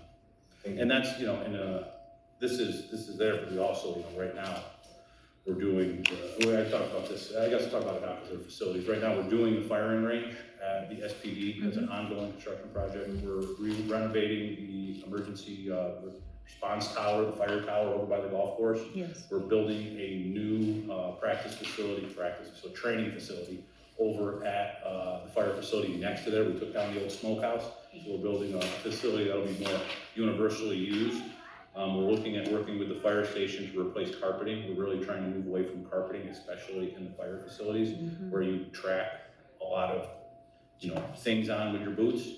So we've been working on that. We're going to be doing all new, probably what it's called luxury vinyl flooring, removing all the carpet. That's another capital project we have going on now. So there's quite a few things going on now with capital. These are to add to that. So we're never at a loss for work. Yeah. Right now, I don't think I need to encourage you to spend more money, but I was just wondering, earlier you were talking about the lock systems themselves. I was wondering, like, we ever have any thought about, like, maybe like fobs for all the doors? Yeah. Remember, we have discussed it. We look at it, you know, periodically, and there is an expense, and what's the actual utilization of the locks? And the impact of the building, you know, where you have to run that wire and get everything to each one. And it involves a lot of drilling, a lot of wiring, and then the cost benefits probably not there. Yeah, I mean, I think, you know, as a city, we've done a really great job. People really like, you know, we have the key fob system get in, we have one point of entry, which is great. We have a security, you know, I think we're getting there. I think people actually feel a little bit more secure now in the building because, you know, for the first, pre-COVID, 4 doors in, 4 doors out, little odd, you know, who's in, who's where. Now, you know, the building locks down. I think it works. Personally, what I'm gonna be probably working towards, I've tried, but it was squashed once by a previous finance commissioner. It drives me nuts that we have the high school bathroom situation that we have, and I hate it, which is to go to the bathroom, you need to get a key. Actually, in one department, the key's attached to a ruler, you know, and I'm like, so, you know, I'm looking at something like that, upgrading to like a keypad where you can just do a code, you know, like the same. So there's certain things like that for access, but it would be nice to have, I think, the fobs for tracking, but I think what we have now is a nice compromise. Are we good? All right, thank you, Chris. Okay. Thank you. Thank you. Thanks, Chris. See you guys on Thursday. Yeah, sorry, I should have realized that I was here too. Yeah. All right.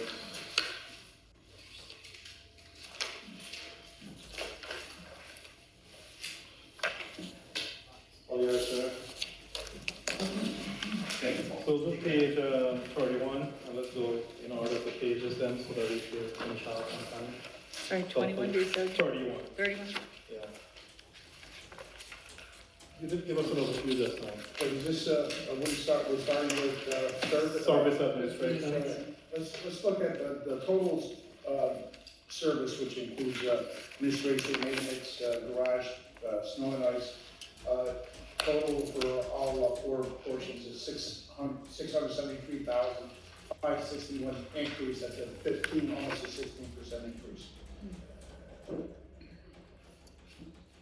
You just want to give us an overview on the service administration, and then we'll move down, and then we'll ask open questions on Sure, I think what you'll see is, page 31. I don't have it. I have it, yeah. Service administration. Yeah, with,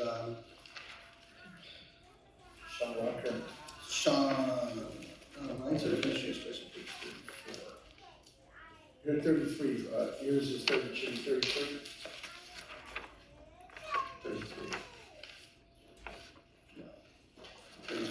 So for service administration, administration. Service administration starts off with, I apologize, crew leader Sean Walker. We have Sean Walker, Chris Roney, two supervisors, contractual CSEA, Mike Cerrone, I don't think we should mention name, just go through the description. okay. So before you open up. The street department manager, Would this help you if you would rather? no, I got mine, because these are for 2 pages, so I put markers, so I know where. Just do the job description, no names. Job description of the street department manager, it's a management raise, $88,400, 4%. IPS 3, we have one, $43,993,000. The increases there are all contractual, mostly contractual, and the management 4% raise, which brings that total from 202 to 259. Shift differential is contractual, it's gone up, and standby pay, if you look, quite a difference. One is the increase in the 1037 raise. If we look at the raise from 22, it's about 16% increase. It has to be adjusted for all the shift the standby pay. And we have a number of people who are always on standby. They get standby pay for the emergency sewer trucks, different things. So there is an increase there. It's contractual. Shift differential is the winter overtime. There is no stipend. But there is a stipend, we left it out, right, Mike? That was supposed to be. Yeah, and that stipend should have been left Add a out. stipend for, Yes. Mike Cerrone. A stipend for. There was a stipend for the street department manager, it was left out inadvertently. It's been Oh, so it has to, How much is okay, that? $3,000. 3,000? 3,000, yeah.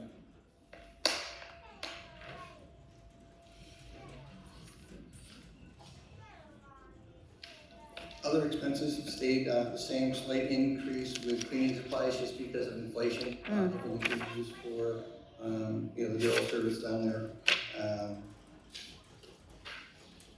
Total service administration is up slightly, mostly because of the contractual obligations. Any question on service administration? No. Answer mine about the increase in standby, so. Okay, all right, let's move to the next page, street. Service street maintenance? Yes. Okay. Longevity, obviously, contractual longevity. Have nobody right now that is, said they were going to retire. Again, out of grade is up slightly, and that's because of the increase in salaries for 1037 members. Shift differential is in there, contractual, up slightly from $520 to $600. The fills have stayed the same in the street department. The increase there for total support and services always is all associated with the contractual obligations we have with the CDAs. Overtime, 49,000. We'll say they went to 60 because that is a reflection of the increase in salaries going up. Total support salaries, the number of the fills have stayed the same, but we are up from the 960 to slightly $1,006,100. Again, mostly associated with salary increases, different things with standby pay and overtime. Other expenses pretty much stayed the same. The one thing you'll see is that we did do an increase in tools and hardware. One, because just the price of everything going up, inflation, and the road materials and masonry supplies. That's where we get our blacktop, our asphalt, our concrete, and we've all seen an increase in that material in 2022, and we expect it to stay where it is at least for 23. Repairs slightly increased from $2,000 to $4,000. Safety supplies we've kept the same, but overall on the total service street maintenance budget from $1.154 million changed to $1.224. Biggest hit were salaries and benefits, and then in the road materials and stuff that we have no control over pricing, but we have seen go up, from 22. Go ahead, please. So, the road materials, that was my question. We don't enter into, multi-year contracts with that, so it's year by year? It's year by year, it's usually, the asphalt we get, you know, it's the price we get under state contract. The filter or crusher run that we use, we usually get locally from Larner, because we don't have a storage area, we can take hundreds of tons in and just use it as needed. We typically have to go get it as needed. We keep a small stockpile, you know, on Foster Avenue, but we don't have the, you know, the real estate to store, you know, large amounts of it. We buy in large quantities. So we buy, typically with like PO as we need it, fill holes. This covers our topsoil, spring plow damage after plowing. We have to go back with plow damage, so it'll be topsoil, crusher run, be blacktop, concrete. Just a number of things that we use from typically the local order in different places. So we don't enter into contracts, you buy it as needed? All right, thank you. Any other question for this section? All right, let's move on to mechanical equipment, garage. It's simple. Right, we had requested a assistant fleet manager, it was removed, so we do have one fleet manager at a salary of $86,217, and that's CSA, so that is a great increase, contractual obligation there. Longevity come down slightly. I don't know, why. I don't know if it was somebody who left, but longevity came down slightly. We did have a couple people leave early in this year, so it might have made the adjustment there when we had 2 people leave. Standby pay, again, there's contractual obligations. We do have a vacant position, so I am recommending that we go from 5214 to 10428. And along with overtime, again, because the salary increases from 10,000 to 15,000, and it covers these people during snow, different events that we have, parades, summer night. These people fill positions because we have equipment out, so we need our fleet managers and stuff.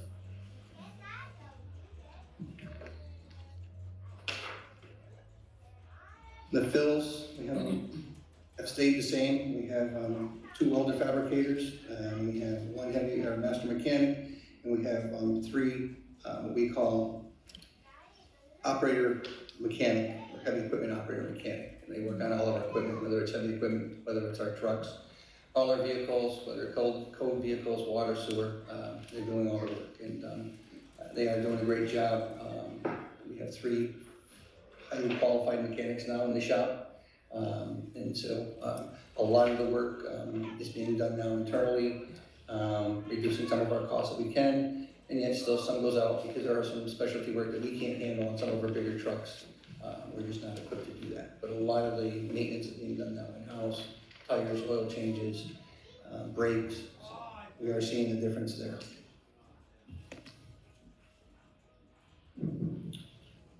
Go ahead. I have a question. Are you finished with your overview? Well, it continues to go. We got equipment, so you're gonna see some of the costs go up where we see with phones. One is vacant though right now. Say that again, please. Phone supply, phone services, phones, it's 1,200. It was 24, that could be reduced because there was going to be, that was covering the assistant fleet, so assistant fleet was removed, so we could remove $1,200 from there if you wanted to.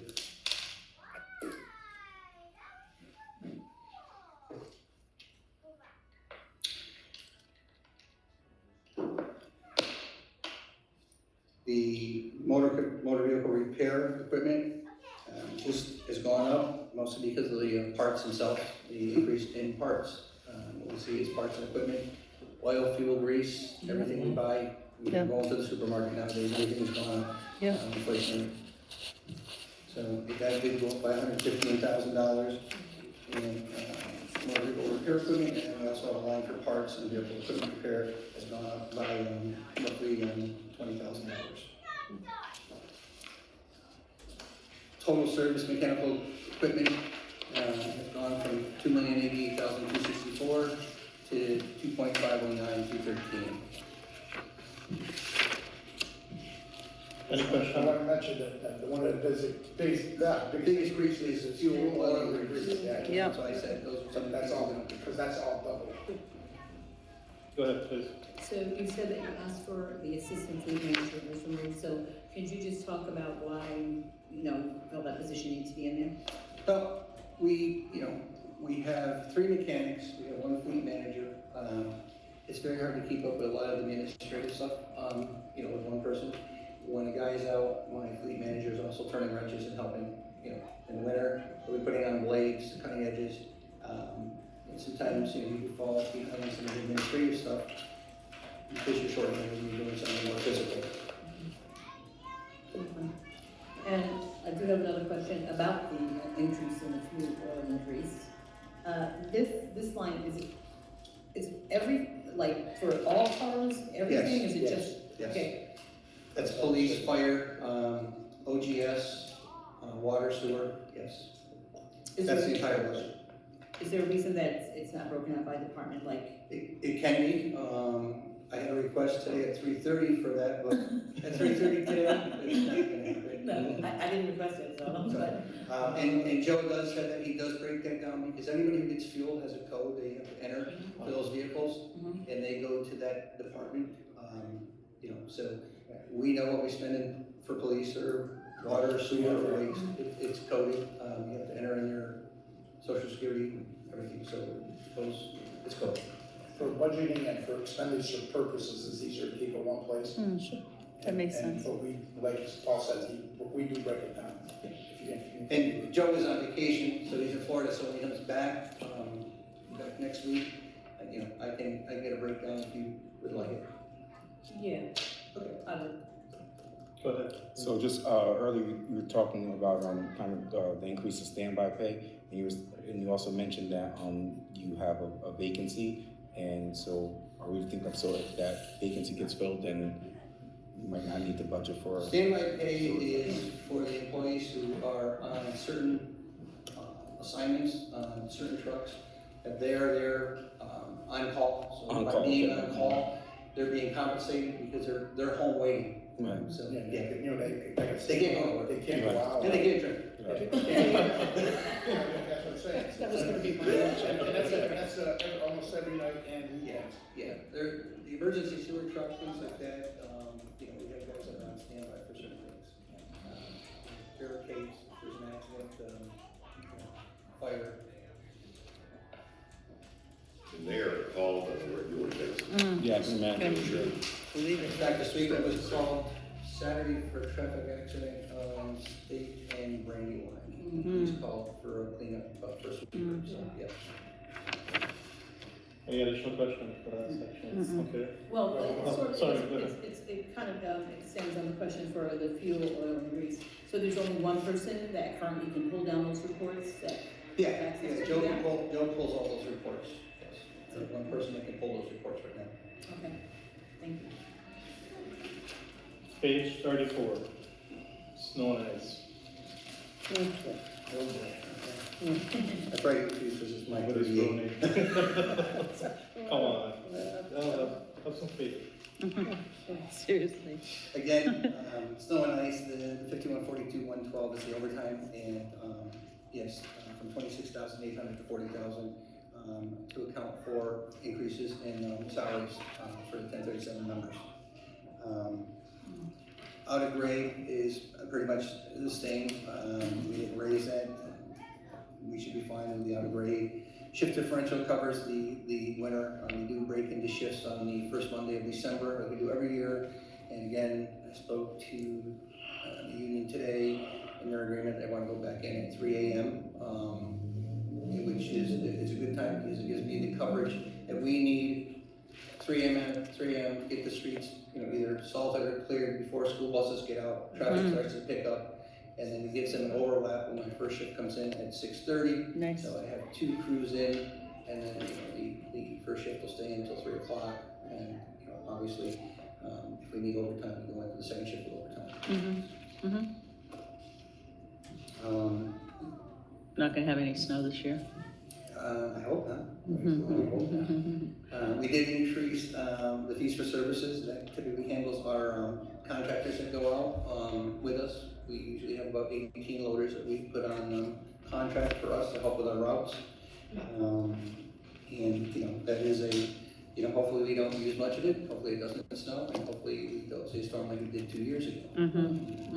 But the rates for them have stayed the same, but it's just a little more money in case we have to go out a little more for 23. But there was no rate increase for the contractors. Tools and hardware, the $2,000 increase is just to, compensate for the inflationary stuff that we buy. And road materials for the snow and ice, the salt, that is just our rock salt. Again, the $45,000 extra is the price increase that we may anticipate in 23 for rock salt. We have about half a shed right now to get us in through December, maybe November if we have to use a little bit of time.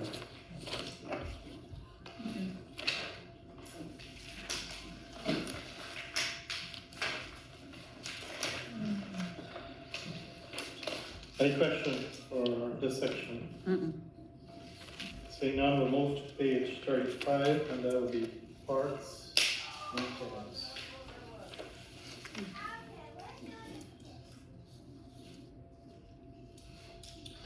Overview of the parks. Currently, we have a vacant position as the parks director. That was posted. I went through applications on Friday and yesterday, so I am reviewing the director of parks applications right now. We did get quite a few, so I'm going through them currently. Parks supervisor, contractual CSEA, a step increase. Again, senior groundskeepers, we have 2, and they work a sort of a split schedule because they are covering the summer on Saturdays and Sundays because of the ball fields. They maintain the ball fields, including the 8 diamond. So one works a Saturday, one works a Sunday. Friday, Saturday off, or Sunday, Monday, because we have to have 7-day coverage to get the fields prepped for the summer. So the senior groundskeepers are still 2 there. They did get the increases, so there's a slight increase in the 1037 agreement. We did put on the senior tree trimmer, and we also have a regular tree trimmer, and we have advertised for a tree trimmer, and that's still currently vacant. We do need somebody who is experienced when they run the chainsaw and they're cutting trees. So, it's still been a little difficult in some of our positions in filling them. We don't get a lot of applicants because some of our members they are required to have a CDL, Class B license, and it just is not a lot of people submitting applications that have a CDL license. And that is a requirement for the city that you have to have a CDL. So that's only there. The only slight increase is all associated with the CBAs. So it did go from 324, 394 to 333, 923. So they increased based on contractual obligations. I do have a question. Go ahead, please. So you talked about the CDLs, and so people have to have them when we hire them, right? Yes. So wasn't there a time when we hired people and we got their CDL while they were? There is in the waste department, if you come in as a seasonal, under the current bargaining agreement, in the waste department, you can come in as a seasonal, no experience.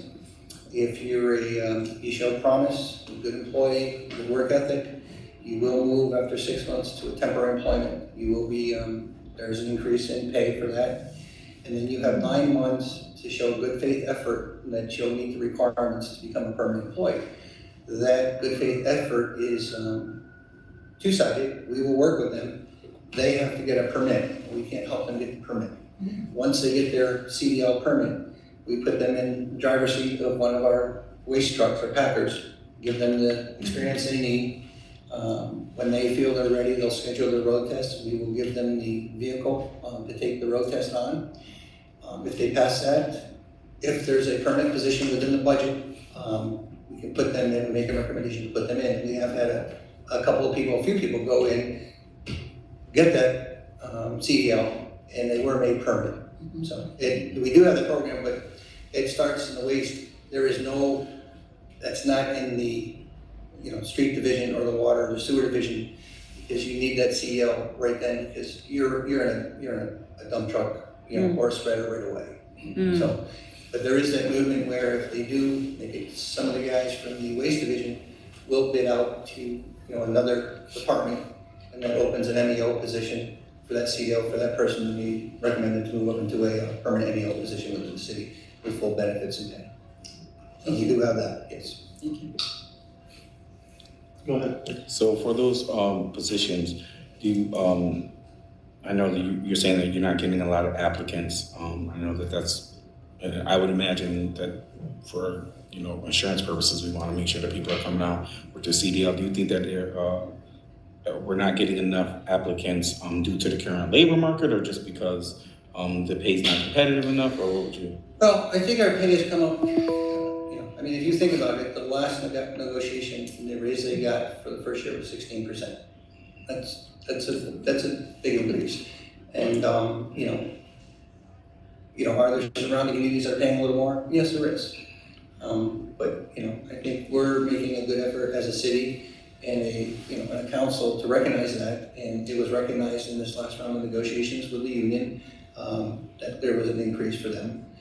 But I guess too, it's the market right now. I mean, our street division is fairly full right now, the street mechanical division. But what happens is in the water and sewer, the rates are still the same for those members, whether you're a sewer maintenance worker, water maintenance worker, or an MEO in park, street, SNAP, or waste. The rate of pay is the same, but the CEO is required. Where we have the majority of vacant positions, you'll see when we get the sewer budget, is in the sewer department. There's a little more experience with sewer because you're working with pipes and digging a little bit differently. But that's where we have the more vacancies. And the sewer division and the street division merge in the winter. They become sort of one for snow plowing. So the shifts are split between for sewer and street department to cover shifts. And we are, and you'll see it in the budget, I think there's 11 maybe vacancies right now. There might be possibly 12 right now. In the sewer. In the sewer. When we get to sewer. Yeah. So. So we have. And, I know, Albany is right now looking for snowplow drivers. So is the state. And they're paying, more than us, but it's strictly seasonal. You're going in, no benefits, you're just making the hourly rate, and then you're out. Yeah, so.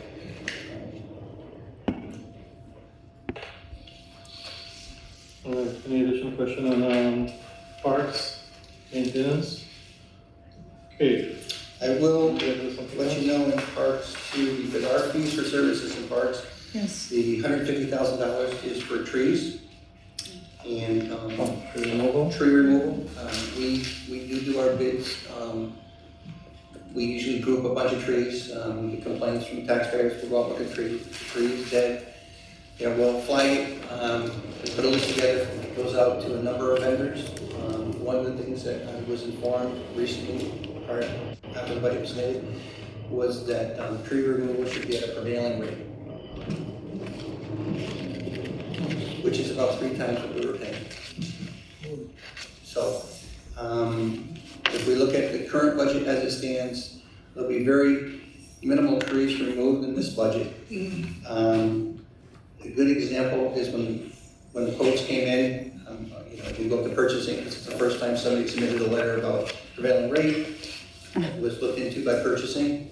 We now have to pay prevailing rate. So, I may look at somehow talking to Anthony and the mayor and looking at increasing that line item to cover the tree removal. So I know that an inventory of our trees was done. How many do you think? There was roughly 60-some trees that were flagged in some of the parks to come down. Sure. They were rated some, more, privately and less. But a good example is what we put out. One quote came in at about 11,000, and he was a person who we dealt with periodically, do trees. And the other one is 30,000. At the prevailing rate. So. Gotcha. Go ahead. And then how many trees was that for? think maybe 8 or 9. And they vary because, you know, whether a crane is needed for the tree, whether a crane is not Right, needed for the tree, whether they can just take it down piece by piece. So, you know, a tree, you know, goes from here to, you know, here in cost. So, and we're not equipped to handle it. So we do have a good agreement with National Grid. If wires involved, they take it down, we remove it. At no cost for us.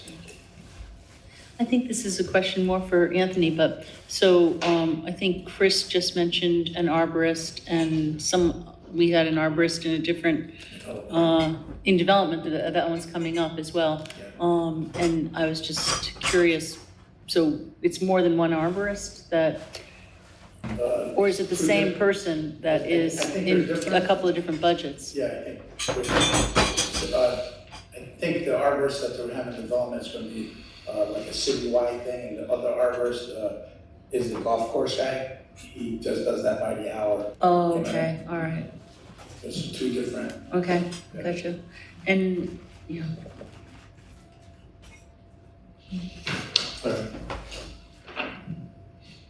We're good? That's another thing, now too, before you need an arborist, like, we gotta cut that tree down, we just go cut it. Right.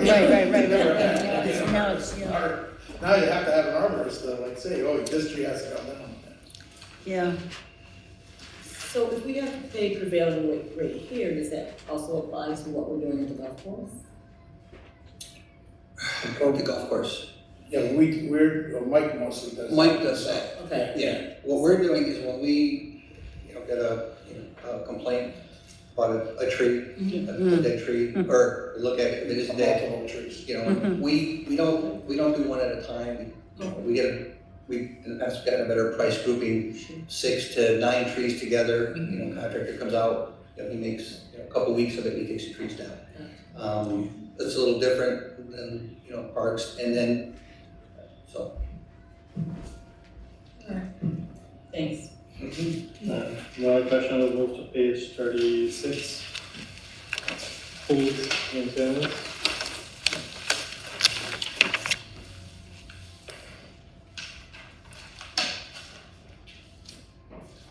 Pool maintenance, the sports staff, everything is out there.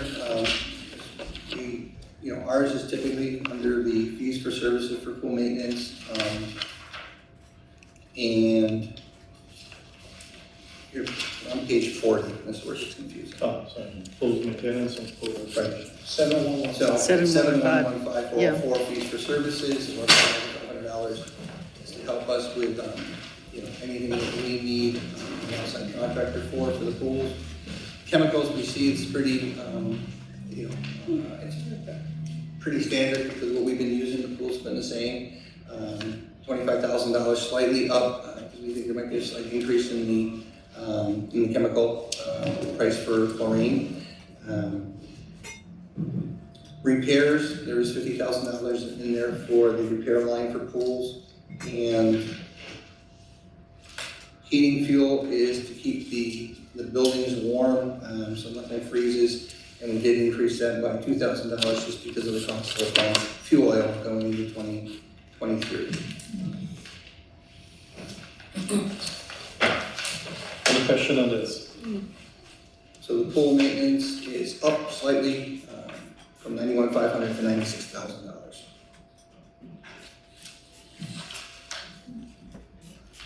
Seeing no question, we'll move to page 38. We did, I just, well. Oh, sorry, Pools recreation, Pool recreation. Oh, sorry, I thought we did. 7125. The fees for services under ARPA, that is the Boys and Girls, Boys and Girls Club for the lifeguards and everything at the pools. They've been providing that service for us for a few years now.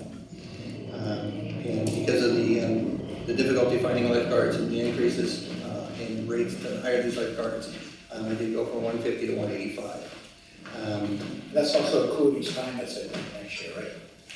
Yeah, that's gonna be the Steinmetz, the pavilion and stuff that they do there in the community room. And the other items, the supplies, clothing, dry goods, very minimal, no real increases there. So it was really the increase in the fees for services for the Boys and Girls Club.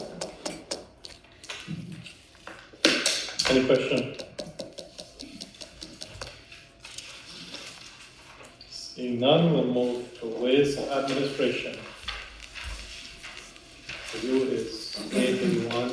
Yeah, It's 843. Where's it for us? Sorry, I didn't realize that. Yeah. Page 38 for us, and for Paul is 881.60. Administrative salaries, the assistant solid waste supervisor is one, 63,583. That is a contractual, that is a CSA position.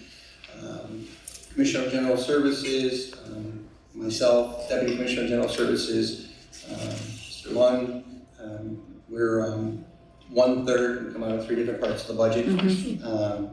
They show a 4% increase for management along with the Director of Solid Waste, one position, a 4% increase, and one IPS 3, which is moves to a step 5, which is contractual. So the increase there from 265,614 to 278,196 is based on salary increases.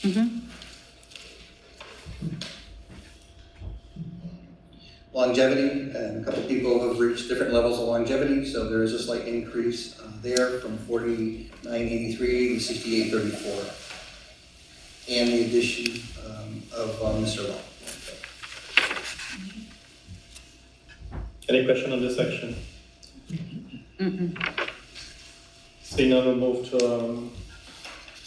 waste collection. That is 81.60. 6,100. We have 2 solid waste supervisors currently. They're both at the same grade. And it went from 59,866 to 63,583 CSCA. On our budget, there's a typo or something here? There's no fill. Yeah, it should be 2. It should be 2. 118? 1 and 1, yes. If you look at the budget, there's a blank Yes. space there, so we're just gonna have to type it on. See? I see it, yeah, sorry. He's cutting your staffing on. That's tough to waste. Yeah, that would be bad. All right, sorry. That's fine. Just had to clarify it, 'cause I saw it. Longevity has gone down. Good eye. We added a new employee, we lost one of our other employees, so longevity has come down from 10.4 to 8,980. Overtime though, again, because of salary increases, we're requesting from 5,000 to 10,000. If you look at 21, we did spend $9,700. The out of grades came down slightly, from 15 to 12. I'm comfortable with that. We've moved some people around, so we think we have the coverage we need, so that was reduced slightly. The winter shift differential is taken out, what we call the 409 winter shift differential, because with the new bargaining unit, they are compensated $2 more an hour when they work in the waste, so that was removed, and it's now reflected in the salaries. Yeah, you see it under 125. So 81.60, 125 waste working hours. Because as other employees from different units come, they also get paid $2 an hour if they come from parks, if they come from. When we're short, which we are on a regular basis, and we bring in people from SNAP or parks or the street department or wherever, they are also awarded that $2 more an hour to work in the waste department.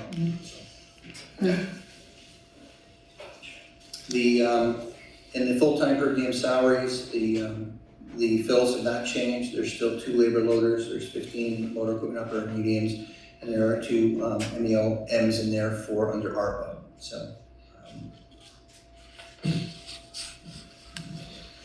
the total fills have stayed the same, 19 from 22 to 23. Salary increases are there. If you don't mind, just explain this line of waste working hours. Waste working hours? Yes, right up on the top of page 4. 81.61, That's what the $2 an 125. hour. That's it, that's $2. That's the 2 for somebody who comes in from not that department. Yeah, because, you know, on a daily basis, we take people from parks, from staff, from different places, that they get that $2 an hour for their cars. So our actuals in 2021 was 31,000, and we're going up to 143. Because that's not just the winter, It was- it's the whole year. It was in a different, It was in a contract agreement? Yeah, it was in, Yeah. in the Contract CBA. agreement, yeah. Correct. isn't that the winter shift differential? No, okay. Other expenses, the only increase we requested there was for rain gear, just because of the price of rain gear going up from $8,000 to $10,500 for the employees working in the waste division. Yes. I have seen the rain gear. Pardon? I said I have seen the rain gear, happy to see it. However, I've also seen people who are, what they're wearing doesn't look like it's really, I don't see work boots, for instance, steel-toe boots, I see sneakers and things like that. And people have actually sent me pictures to say, this is how the garbage people are dressing. Well, So- they get a boot allowance. Sometimes the employees don't wanna wear them because they're walking so much, they feel that the steel toe boots are heavy. We can enforce that, and if they're coming with sneakers, we can send them home, I guess, and what would we do? So I know we do give them a boot allowance, and some employees that, you know, some will be driving and some on the back with a, you know, not a work boot. And for me, it's more like a safety thing. So if something happens and they're wearing a sneaker, if they drop something really heavy, steel-toe boot might help, but that sneaker probably wouldn't. We've addressed it on a couple times, we've put out a memo, we've told them that they're getting paid for these boots, and we expect them to wear those boots. And then it comes down to, you know, I don't go every day and expect everybody's footwear. No mustard? Huh? No mustard? I start early some days, but it'd be there at 5:45 to check for boots, and, so, you know, it's something we will probably have to look at again, if people are starting to get off the, you know, the train where we're wearing them for a long time and now going back, we'll have to, you know, reinforce the need to wear these boots because, you know, worker comp cases. Any question on this section? Waste collection? No. We'll move to the next page, waste disposal.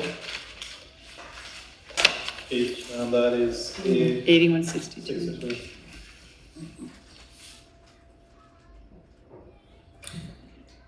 You'll see the biggest increase here is the tip fees, the 8162,416.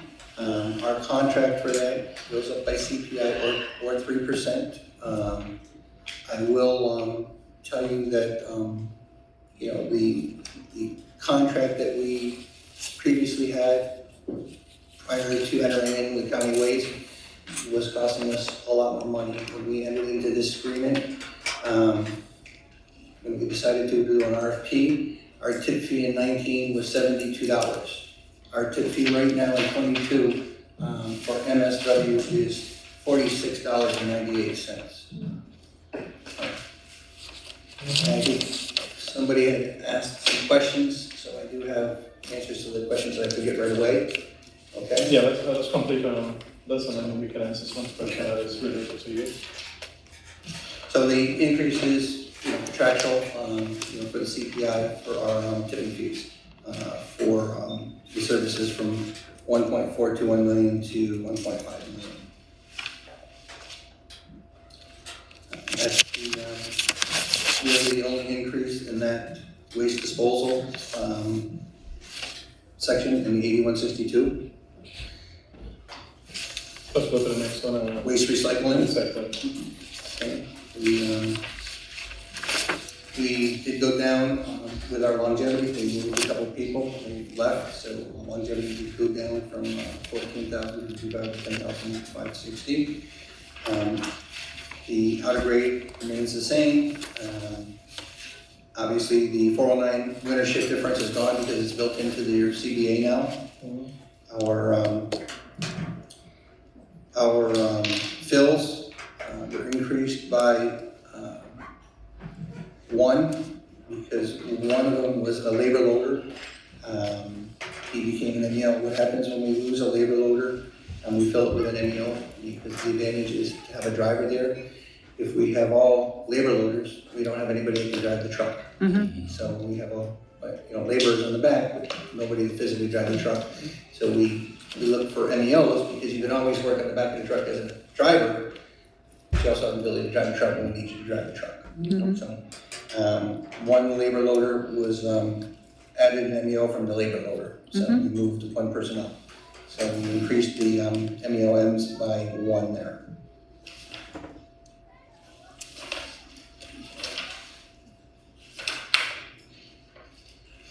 Per diem overtime, again, salary increases represents, overtime increase from $20,400 to $25,000.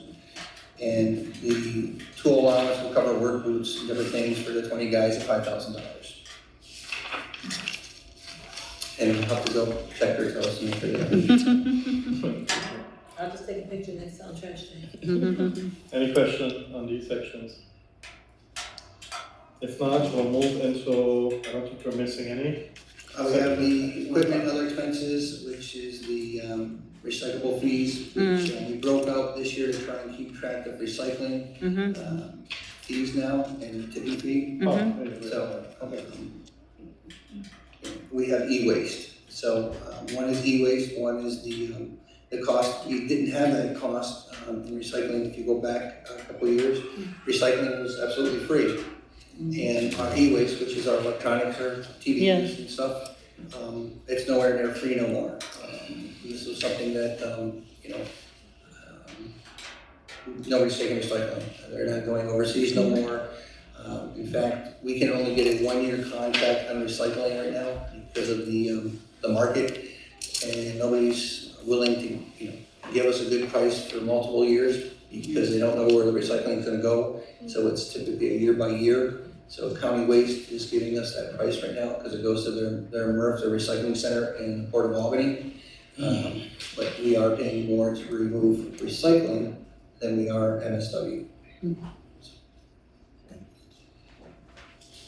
Any questions? Go ahead. So I did have a question. What would, I don't know if you said this, the disposal fee per ton for 2023? Was that, do you have any questions there? It will go up in 23 after January. Right now in 22, we're currently paying MSW $46.98 a ton. Recycling is $65.48. So, you sent the questions over? Yes, I Okay, did send a all right. question over. So if you want to go through the questions. Whenever he's ready. Whenever you're ready. Go ahead and then we'll move into water fund. Okay, want to hear your questions or? Yeah, just go ahead with the question. Okay. The fuel, obviously I answered that. When Joe comes back, I can break down, because one of the questions was, it appears that the fuel is all lumped under one service, and it is. And I can break that down, Joe can break it down, so when he comes back from vacation, I'll send an email out to everybody. If you're just looking for OGS, or if you don't, okay. The next question was, what did we pay per ton disposal in 2021-22 to date, and what was the total tons collected for those years? Because this came at 3:30, there's nobody down in the office, but I can tell you that in 2020, we were paying for MSW, which is the waste side, $41.80. In 2021, at least in the CPI, it went to $44.34, and 22 it's at $46.98. Recycling, because it was free in 20 and 21, it was $61.80, and it's now $65.48 a ton. Okay, we typically do around 29,000 tons a year. Scotia's average is about 2,700, because there was a question here. What are the separate percentage tonnage pickups amounts for the city of Scotia and the commercial accounts? Scotia's average about 2,700 tons a year. The city average is around 28,000 tons a year, give or take. Recycling, we don't separate recycling and measure Scotia separately, but our recycling, like I said, is around 20, around 10%, so around 2,800 tons versus 28,000 tons of MSW we do. The other thing, there was a question on, let's see, how many tons are collected in Scotia? That was our surplus. I think Anthony would have to answer the surplus for 22. What was our surplus as of September 22? And request for additional surplus of $3 million needed for 23. can say that one of the things is we don't know where our recycling is gonna go. And we don't know where e-waste is gonna go. It's become very expensive to get rid of that stuff. And also, to me personally, to build up a surplus, every year I request at least 4 packers. That's $1 million plus. In 22, we couldn't even get the packers. We had bought leased ones, and we spent almost $1 million on the leased ones, while I had to wait about 20 some months to get them. And these trucks are large, they run every day. They're not the best way to run a truck because they don't get out there on a highway and get cleaned out like we do our cars. They're just stopping and going and stopping and going from every house. So every 10 years, we should recycle your vehicles, your heavy equipment like that. That's why we typically ask for 4 packers a year. And lately, we haven't been able to get 4, even when you do approve it. The constraints on vehicles, for example, we couldn't order any pickup trucks this year. Ford, who has the contract, told us we won't even take you to PLA until January 23, so don't even call us for 22. So, to build up a surplus, because when we have the opportunity to get the vehicles, we need to get them. That's my feeling, and why we want to build up some surplus so that you have money in your account, so that you can buy something and not bond and not pay the debt service and not pay the interest rates. So that's how I would look at that.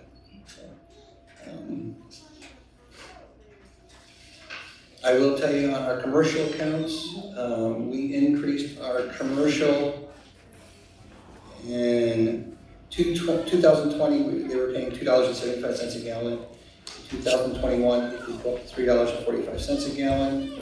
And our commercial accounts over the last year have increased by over $70,000 by having one of our supervisors out paying attention and trying to get accounts where we see that some of our drivers don't really know when they pull up to a stop that building might be a commercial account. So now we're out and we mark the cans. If somebody pays for us to do, say, 5 commercial cans, our supervisor's out prior to the pickup, making sure that they have 5 cans in that bulk. So we've increased our revenue in the commercial line by over $70,000. Go ahead. Paul, with the recycling, the quality of the stuff matters, which does it, with waste management, their facility, it doesn't matter, or? No, because we're on single stream, it doesn't matter. And if you notice, a lot of the plastic water bottles right now, sometimes you go to take a cap off. They're so flimsy now, half the bottle comes out when you take the cap off. Yep. It doesn't matter to them, they're recycling it, and right now, it's not going anything special. And they do pull out the cans if they can get them before, we'll call the scrappers. Could we look at a different recycler? Because the quality of the recycling, that might actually be able to reduce it. County Waste is the only one local that has a system. I reached out to a competitor, I won't say any names, because he has a system like that, but he's not interested in just taking our recycling.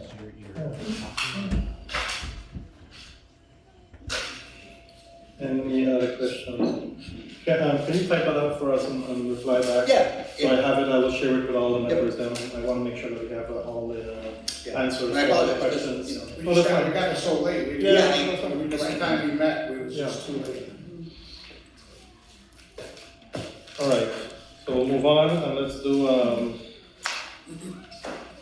water fund, so, and then we'll do capital.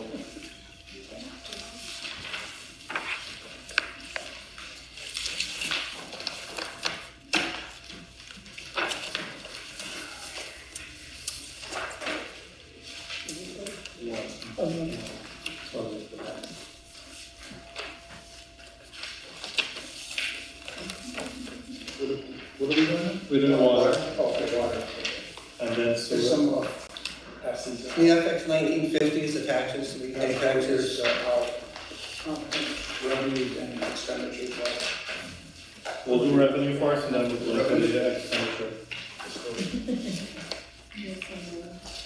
Meter and water sales, They should all put. They're stapled. Okay. we need some other section.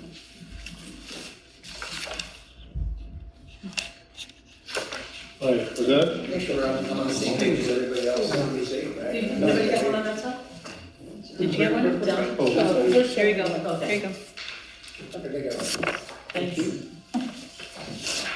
All right, let's go. The 22-23 rental request for metered water for sales inside the city, from 22 to 23 is up from 1.846 million to 1.914549. I'm assuming that is the increase in the water rate increase, Anthony, correct? Right, we're looking at a water rate increase for the flat roll water rate. For an average single family home, it's approximately $12.97 a year, comes to 3.5 cents a day. And that increases revenue by about $306,000, right? The meter water will increase by, outside the city. Outside the city by, I have 0.00024 gallon for an increase of about $120,000. So total revenue increase is $426,000. One of the reasons that for the increase, we haven't raised the rates since 2019. So it's gone on 4 years without an increase. We are using up all our, again, water and soil. We've been using our fund balances to pay for repairs and for other capital projects. So we're looking to increase it because we need to fund this, and plus we're also funding for the loans and debt that we're about to get into. Can you go back up to B and look at the drop there from last year to this year? Is it time before you go to 5.7? Say it The again. outside city lines? Outside city, yes. Yes. It dropped. It dropped. 1.3 to Yes. 1.2. Yeah, Why is that? That's 100,000. yeah. The metered water sales outside the city, well, that's, the adopted doesn't mean that we're gonna get that from outside the city. I mean, it really depends on, what this unit is taking, what Rotterdam is taking, what GE is taking. So, we anticipate that they'll take it, but then you have GE that shuts things down and our revenues don't, And that's exactly what happened. I think GE closed down a lot of portions this year. That's why we looked at dropping. So those are typically our metered water sales outside are typically, our vendors that are, and everybody assumes they're going to take it. We've tried, but sometimes they're a little bit more conservative, and sometimes we need to be a little more conservative on that. Also, then a couple of companies put in special stores where we don't water. Well, they may put in different fixtures that are water saving fixtures. Right. Plus, we also had the cheese company that was on Lower Broadway. They moved out too, so that's a ton of water. How close did we get to our adopted budget, As of yeah. We're on. Well, these are outside the city. These are before the. Yeah, because the buildings go out. The buildings, yeah. Sometimes our buildings don't go out until February for the last part of. Yeah, they don't go out till February, yeah. Yeah, so you're not always, 6 months out. Yeah. So we're really at nothing, 193,000. We've had some trouble with some of our municipal partners paying their bills on time. Paying their bills on period. We have to actually go there and. Chat with them. Enforcer. Really? I wish we could. Maybe if the supervisor wasn't asking for such a large raise. Oh. What supervisor? All right, let's move on. Move on. The only other change is obviously because of the recommended rate increase would be in the unmetered sales, which is what we call our flat rate. So that's, right in units, so that's the flat rate, based on fixtures within the city homes. And that's the only other change, which would go from 5.4 million to 5.7. Yeah, the total water fund only increased by 22,197, so very, very, less than 0.25% increase. Yeah. Any question on the revenue? All right, let's move on.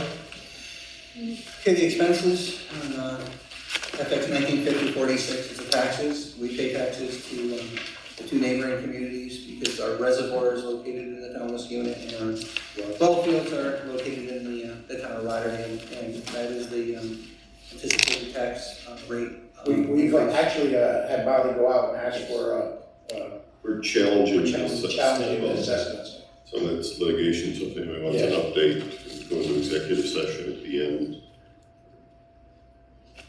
I don't, you have an update? Well, if the council may not be aware of, Okay. there's nothing that's happened. There's nothing happening now, we just want to let you know, Future, we just started that system, Yeah. started that process. Under water administration salaries, the biggest change here is that we took the one assistant civil engineer out of the water fund and moved it back to the general fund for engineering. So it did reduce the number of fills from 3.6 to 2.6. And the added, the 0.3 for the deputy commissioner. So there is a reduction in the salary based on moving the assistant civil engineer back to engineering from 249,596 to 187,922. So there was a reduction there by one person.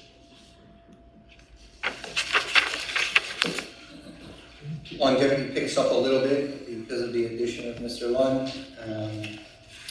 Overtime reduced. There's not a lot of overtime. Most of us are, the management, but there is some for the junior civil engineer because that is not a management. It's a union position, so there is some overtime there for that.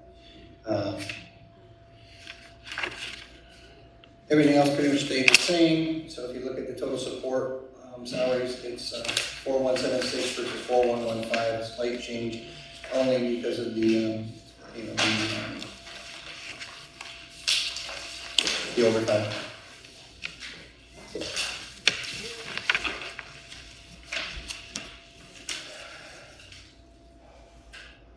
Any questions?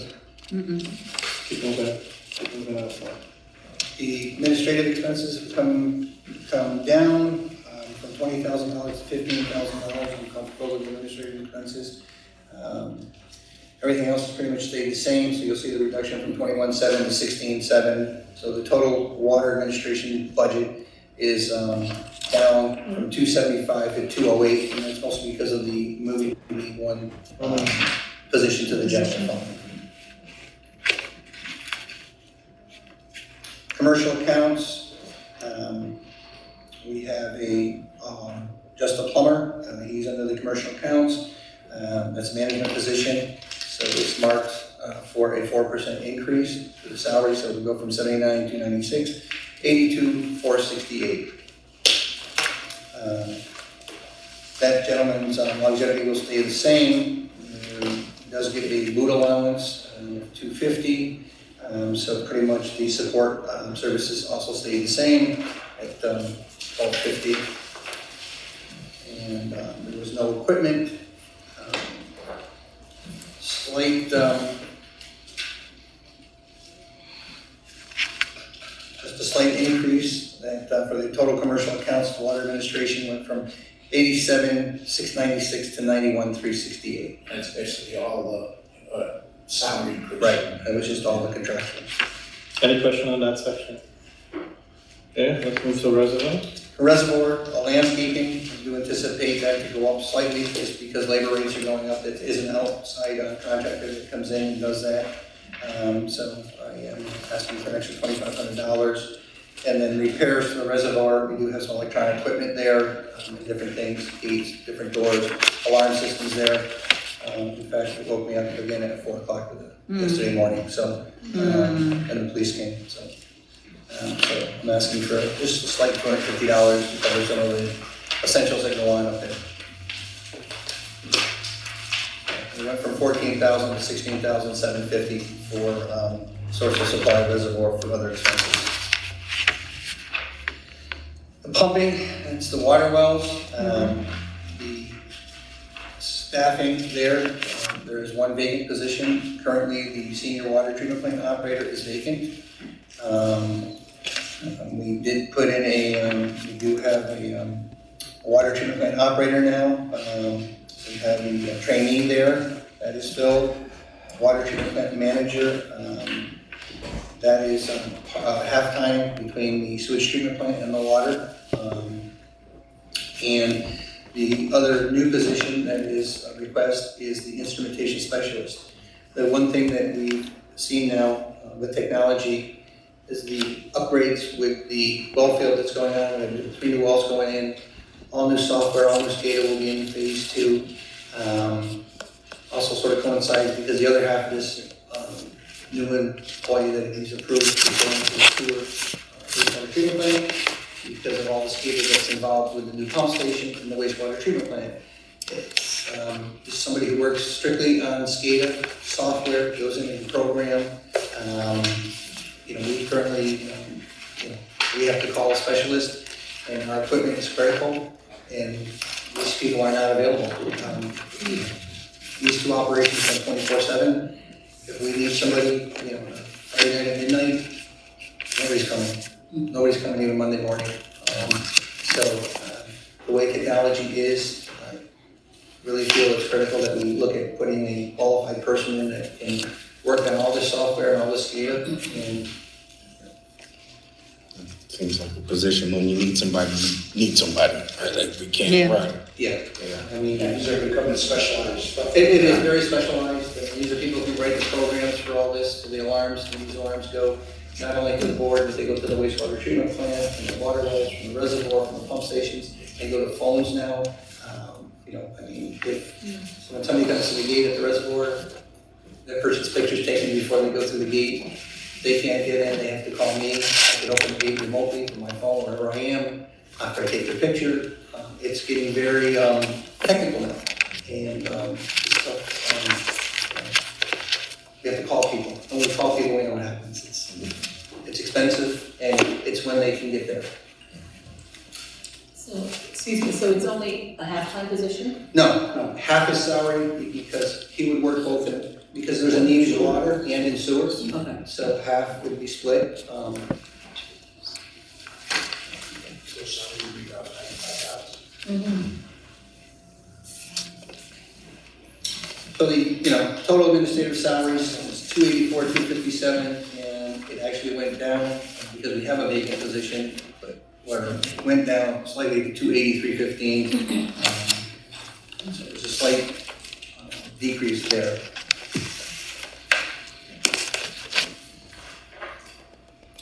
Total support, longevity, because we have new employees, there is no longevity, because the new employees there are new. So there's a $22.95 savings.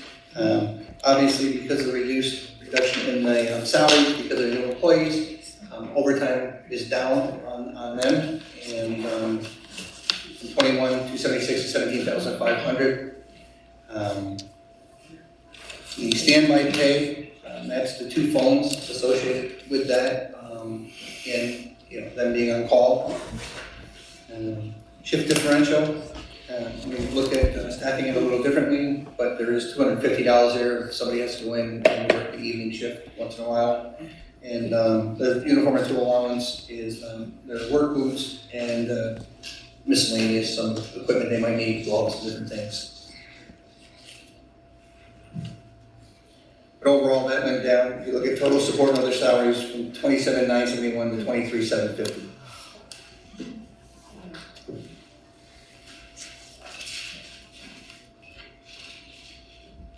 Fees for services and FX 83-21-404. It's come down. The only place there's going to be some significant increases is one is the chemicals. Chlorine, we know, has gone up significantly. Some of the other chemicals with regards to sodium bisulfate and other things, we expect them to go up at least 3%. So we are looking at an increase of from $226,000 to $282,000 in our chemicals, and another increase would be about $20-some thousand with regards to light power and gas to run the wells, and repairs. We are putting 3 new wells in, but they're not anticipated to be done in '23. maybe towards the end. So the wells we do have, they are getting old, obviously, that's why we're putting in 3. So the motors do get tired. So I asked for a slight increase in the repair line, to keep everything going there from $62,000 to $72,000, $10,000 more. One of those motors, just to rewind them, when we take them out, is about $5,000, just to rewind one motor. So, and the cost of taking it out, we can't take it out. They're 300 horsepower motors, so we have to have a crane and a company come in and remove those. For the light, power, and gas, I guess it goes for everybody, but I mean, they're talking 20-30% increase. Yeah, but when we did this, we didn't know that, so. So none of those numbers are realistic. We got a hope, I mean, I mean, it's not just for you, it's across the board. It's, how do you plan for, every, Or for solar fields to work, right? Yeah.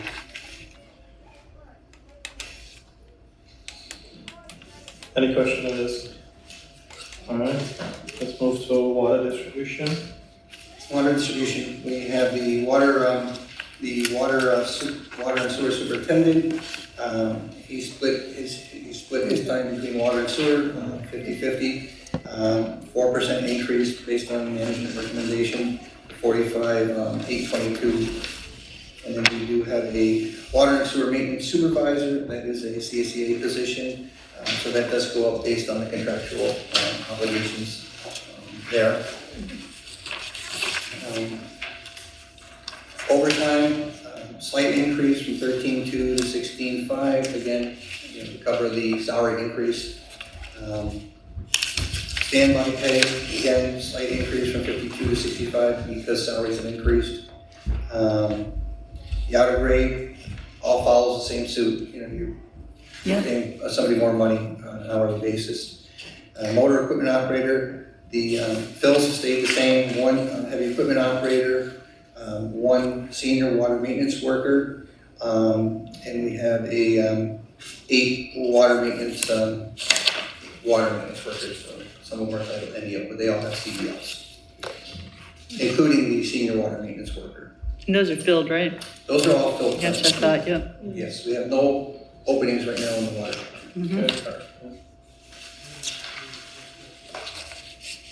Road materials, slight increase. The water department, they don't use as much road materials as the street department. And if we do need some, the street department's kind enough to let us have some. But, a slight increase there. Motor vehicle repairs, I did drop that. If you look at 21, I spent 3,200. 22, I don't, I'm not gonna spend the 10. So I did drop that by $7,000 based on the current year-to-dates. Water main repair, 35 to 38,750. That's because pipe, different materials are coming up a little bit in price. And again, fuel oil increase, we don't have a big budget there, but a slight increase of about $1,500.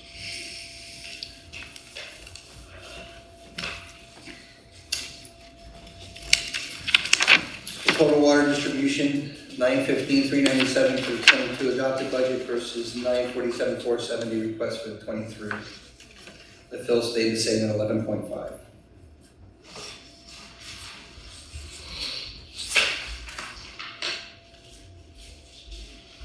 Any questions?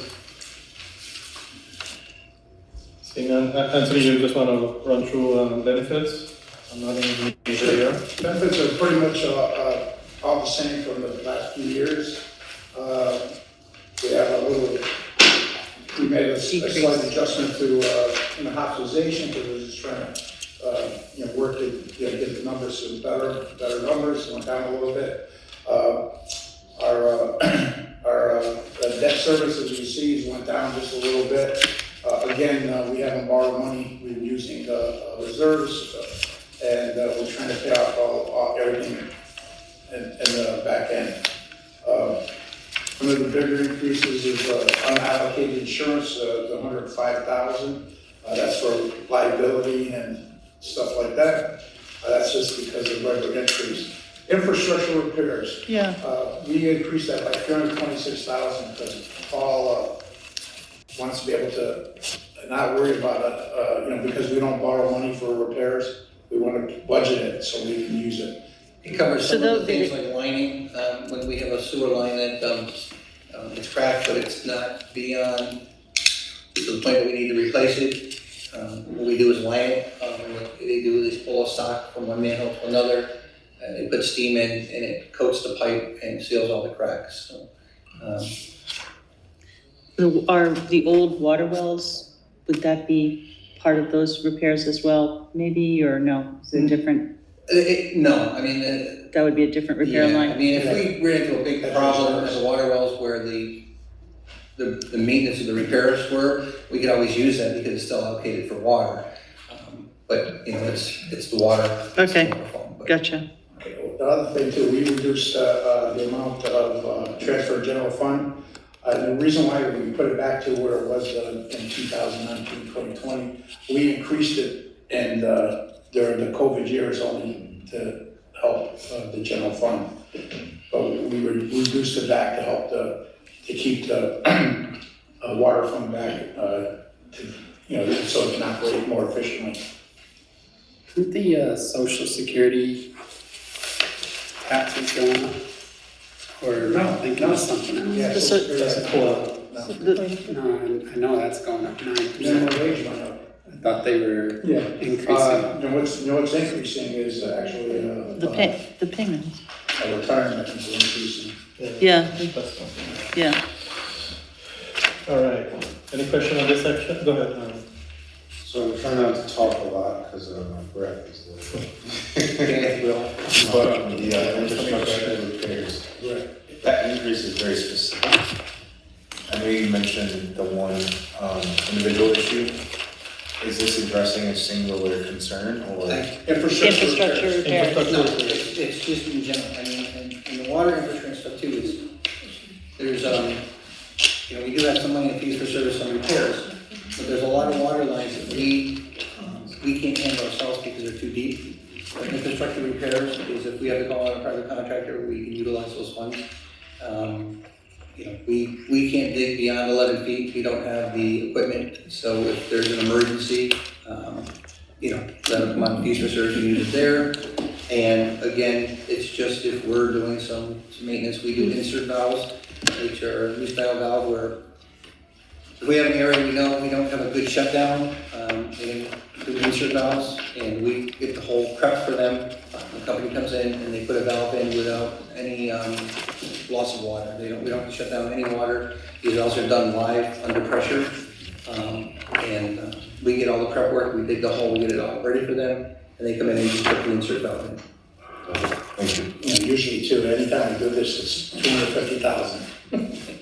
Yeah, there's no, Right off the bat. no cheap repairs if we can't get them. So, when we're done with our ARPA, decisions and things, if there's money, we can always give it to you, correct, for infrastructure? Right, instead of having to put it in the budget, right? We're trying to keep it in budget moving, trying to keep it real, trying to keep it working. Right, yeah. We'll talk about our Infrastructure, capital right? projects. Yeah. Yeah, capital project. Yeah, we haven't gotten to the capital projects yet. Yeah. Any other questions? All right, if none, we'll move on to sewer fund. You want to do water capital projects? No, we'll do all together. Okay. Let's just do sewer, and we'll do revenue, and then into expenditure. The biggest revenue increases, or any increases are gonna be due because of the recommended sewer rate increase. Because we're gonna start looking at debt service, look at the things for the sewer projects that we've done, the pump station, the force main, and the rates of the wastewater treatment plant. So, some of the rate increases, and I don't have the numbers, but I know Tony's got it. Yeah, the rate increase on the average single-family home is about $25.24 a year, about 7 cents a day. Increases in meter in city would go up, it's a 7% increase, or we're talking a smidgen a gallon, that increases by 141,000. Gives us a total increase of 773,000. Now, you gotta remember that you know, like I said, we haven't increased the rates in 4 years, but this is, we have to increase these because we're about to get our debt for the wastewater treatment plant and the North Third Street pump station, we're talking at $50-something million. And the force main. The force main too, yeah. So we're looking at a total like about $58 million in debt. And that's at 0% interest, most of it, but we still have to pay that back. So we're looking at $58 million. So this increase is helping it for the sewer fund to go ahead and start paying on that. Our septic and sludge program is doing well. I anticipate at least $750,000 for 22. I anticipate meeting the the adopted budget in an increase in 23 to $850,000. So that is just on revenue itself for industrial waste surcharges are down slightly, and that's mostly because one of the industries we deal with that sends us waste has put in a pre-treatment system. So they pre-treat now, so we don't get that waste. So that is expected to go down. Lab analysis will come up slightly. We have a neighboring community who has asked us to take care of their water samples, so we've given them a price. So do some water samples for them. Any question on revenue?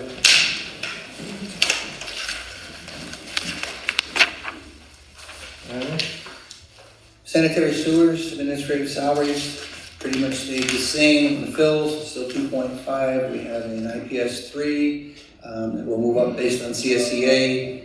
We have a superintendent of water sewer that, again, he's split between water and sewer at 50%, which is the 4% recommended increase for management. And then we have the water sewer maintenance supervisor, who is a CSEA, so there is a increase in their base contractual. So the increase for the salaries is just based on salary increase, it's contractual.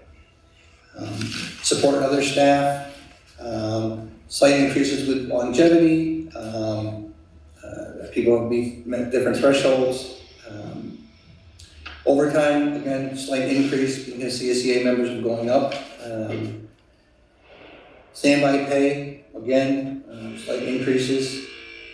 Out of grade, it's the same thing. As if they're working out of grade, they're getting the higher rates that are even higher now.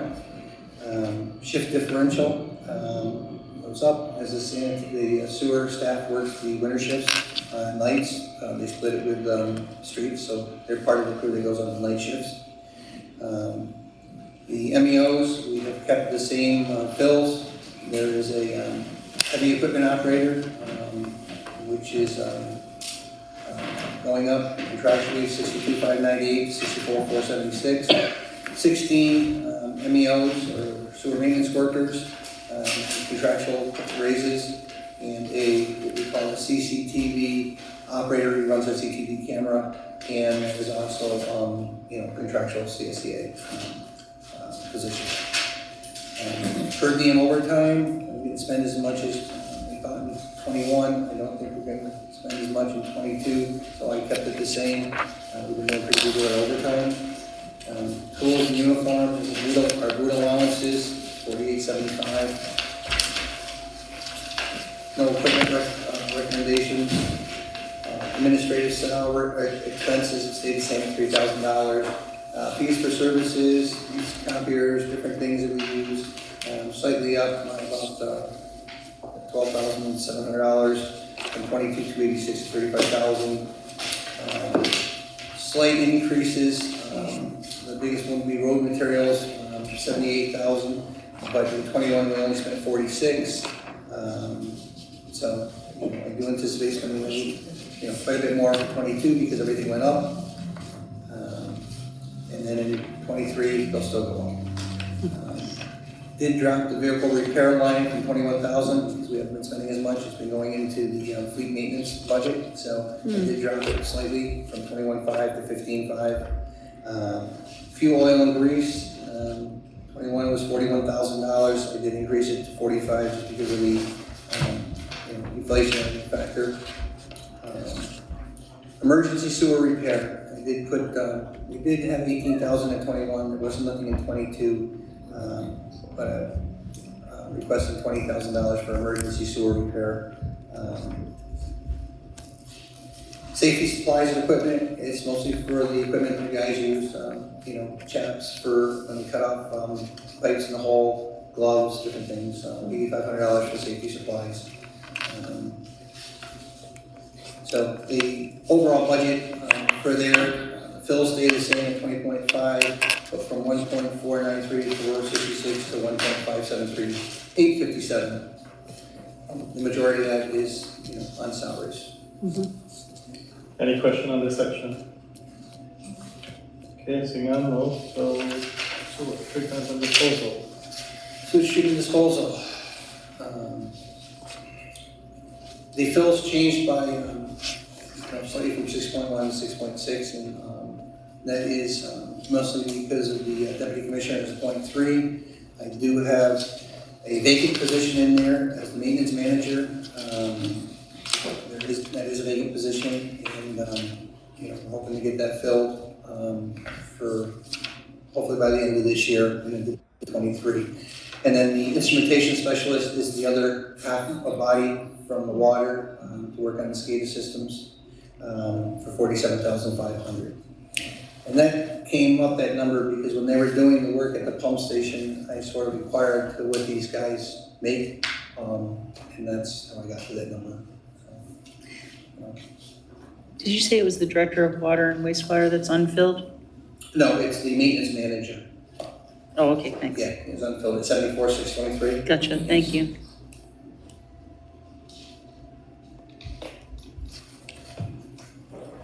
Longevity is slightly up. But more, you know, probably because of the deputy commissioner OGS comes in there. Standby pay, slight increase because of salary increases. The shift differential, you know, did go up slightly. One contractually went up, so we run 24/7 at the wastewater treatment plant, so there's a 24/7 operation. The per diem overtime is up slightly again because of the rate increases. The number of fills for operators and that staff is not, it's gone up slightly. I am requesting a second maintenance manager or a second maintenance technician and another lab technician. We're getting very busy in the lab, and with the new pump station, all the additions at the plant, we've been running with just one sort of maintenance tech 1 and one maintenance tech 2. It's not enough. When somebody's on vacation, or somebody's not out, especially when we're running 24/7, the operation things wear out. The need for another maintenance person is critical. In our lab staff, we are having somebody retire. They put their paperwork in for January 13th. They have not given a lab exam in 2 years. And our lab staff works 7 days a week. So they rotate weekends. It's getting hard, you know, on the staff and they work holidays. So they're there 7 days a week. Whether it's Christmas, New Year's, it doesn't matter, somebody has to be there. So we need to start splitting some things up, and with the retirement of one, getting somebody trained, getting them proficient to pass their state proficiencies, be a lab tech. And the other thing is waiting for the civil civics exam to actually pass that, to stay in the position too.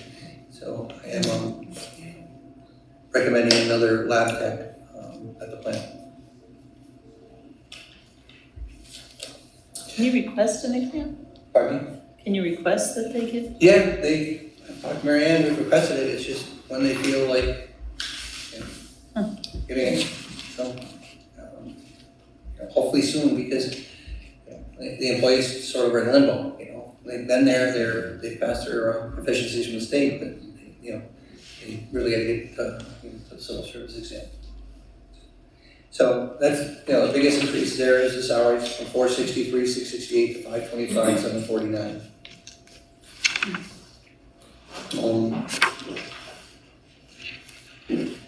Any questions?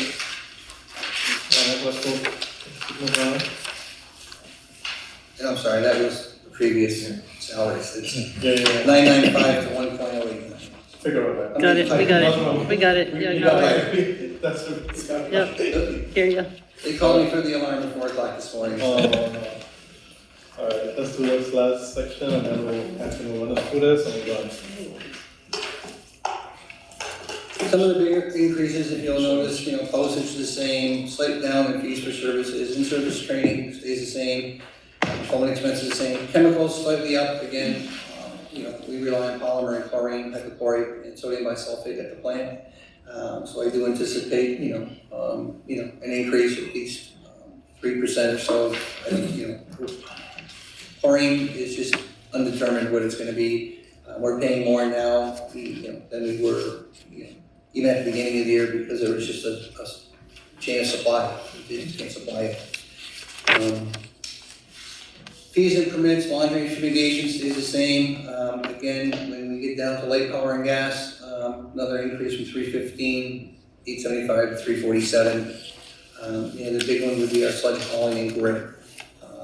I see that as being a big increase. We're not gonna see it all in 23 because my current contract gets me through June. After that, we're up in the air. We're currently paying about $117 a ton haul sludge to dispose of it. I can tell you some of the neighboring communities are paying in excess of 145 to 150. So our contract is good, like I said, till June, through June. But it'll have to go out to bid, probably right around the end of January, beginning of February, to get somebody on board to start hauling our side. We do roughly between around 9,000 to 10,000 tons a year. Questions? All right, the benefits is straightforward, anything that we need to address on this? Everything is pretty much the same. There's like increase in the debt service, and again, that's because of the EFC estimates. So in 2023, we should be okay. 2024, I think we're going to see the bigger increases coming in. Unallocated insurance went up 50,000. That's basically for the flood insurance for the old, the increase in the flood insurance for the old pump station. Pump station. Yeah. So it's over $37,000 a year.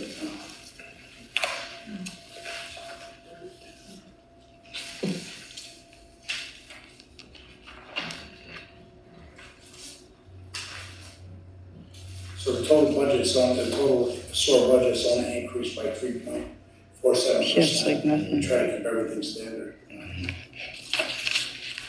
And you also have a line here for infrastructure repair. Yeah, 250,000. It covers us with some of the unforeseen sewer repairs we have to do. And that, infrastructure bill will cover both storm and sanitary. Any questions on this section? If not, we'll move into capital. And if you read, when I printed the budget, you can put capital, but I'll know what they are. So Here's, I have an extra copy, well, I need it back because it has the street repairs, but it has your stuff on it too. We'll do water first? No, we can do the first one here. Waste clip? Parks, waste, property management, and first page. Parks, waste, property management, requesting another one-ton pickup with a plow, actually two of them at $65,000 to replace an old. They're still running some of the old 10-year-old, 12-year-old Dodge trucks. They're just worn out, they're tired. And again, this is for 23. We can't order 22s until 23. So I don't know, More than 2 years together. Yeah. So, and this is coming out of capital right now. Yes. So we gotta wait till, but I mean, it's a bond, so it'll be May? Yeah. Okay.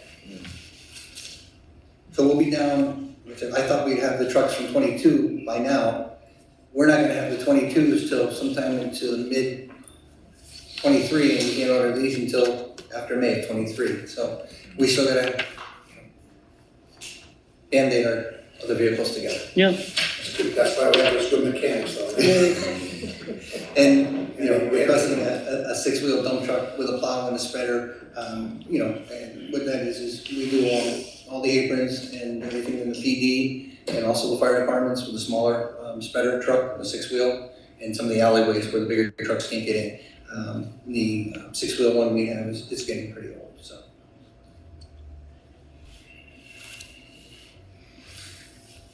Those are the two items that we had requested for the parks, waste, and property management. And the reason it's worded like that, because we share those, you know. Yep. They work that truck together. It's not, you know, not just a parks truck. It'll go into all, you know, three.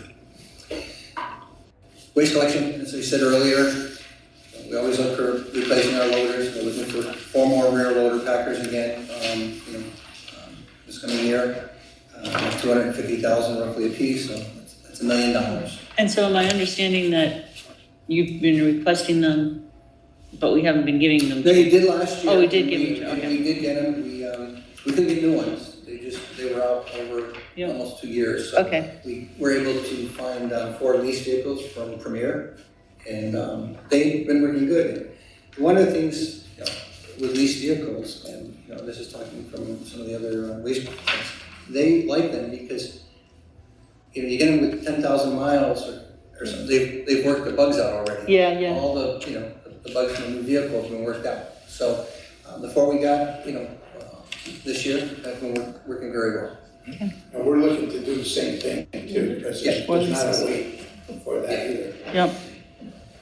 And I didn't know if this is coming out of waiting until May or okay. But what we can do like we did last year is we requested a front till we get it, you know, to get them right away. Okay. So we end up saving money that way too.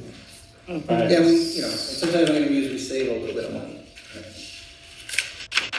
Next, parks. Well, I gotta do streets. Streets, yeah. A 1-ton dump truck with a plow. It's on the one that Anthony sent us afterwards. It's not the one that's in our binder, so Paul has it. Yeah, there's a one-ton dump truck at 110,000, replace one of our old ones. A 10-wheel dump truck, again, at 275,000, and a Craftco patcher too for potholes. And the Craftco is the unit that melts that stuff in the winter for us, because we can't get, you know, we can't get blacktop, we can't get that in the winter.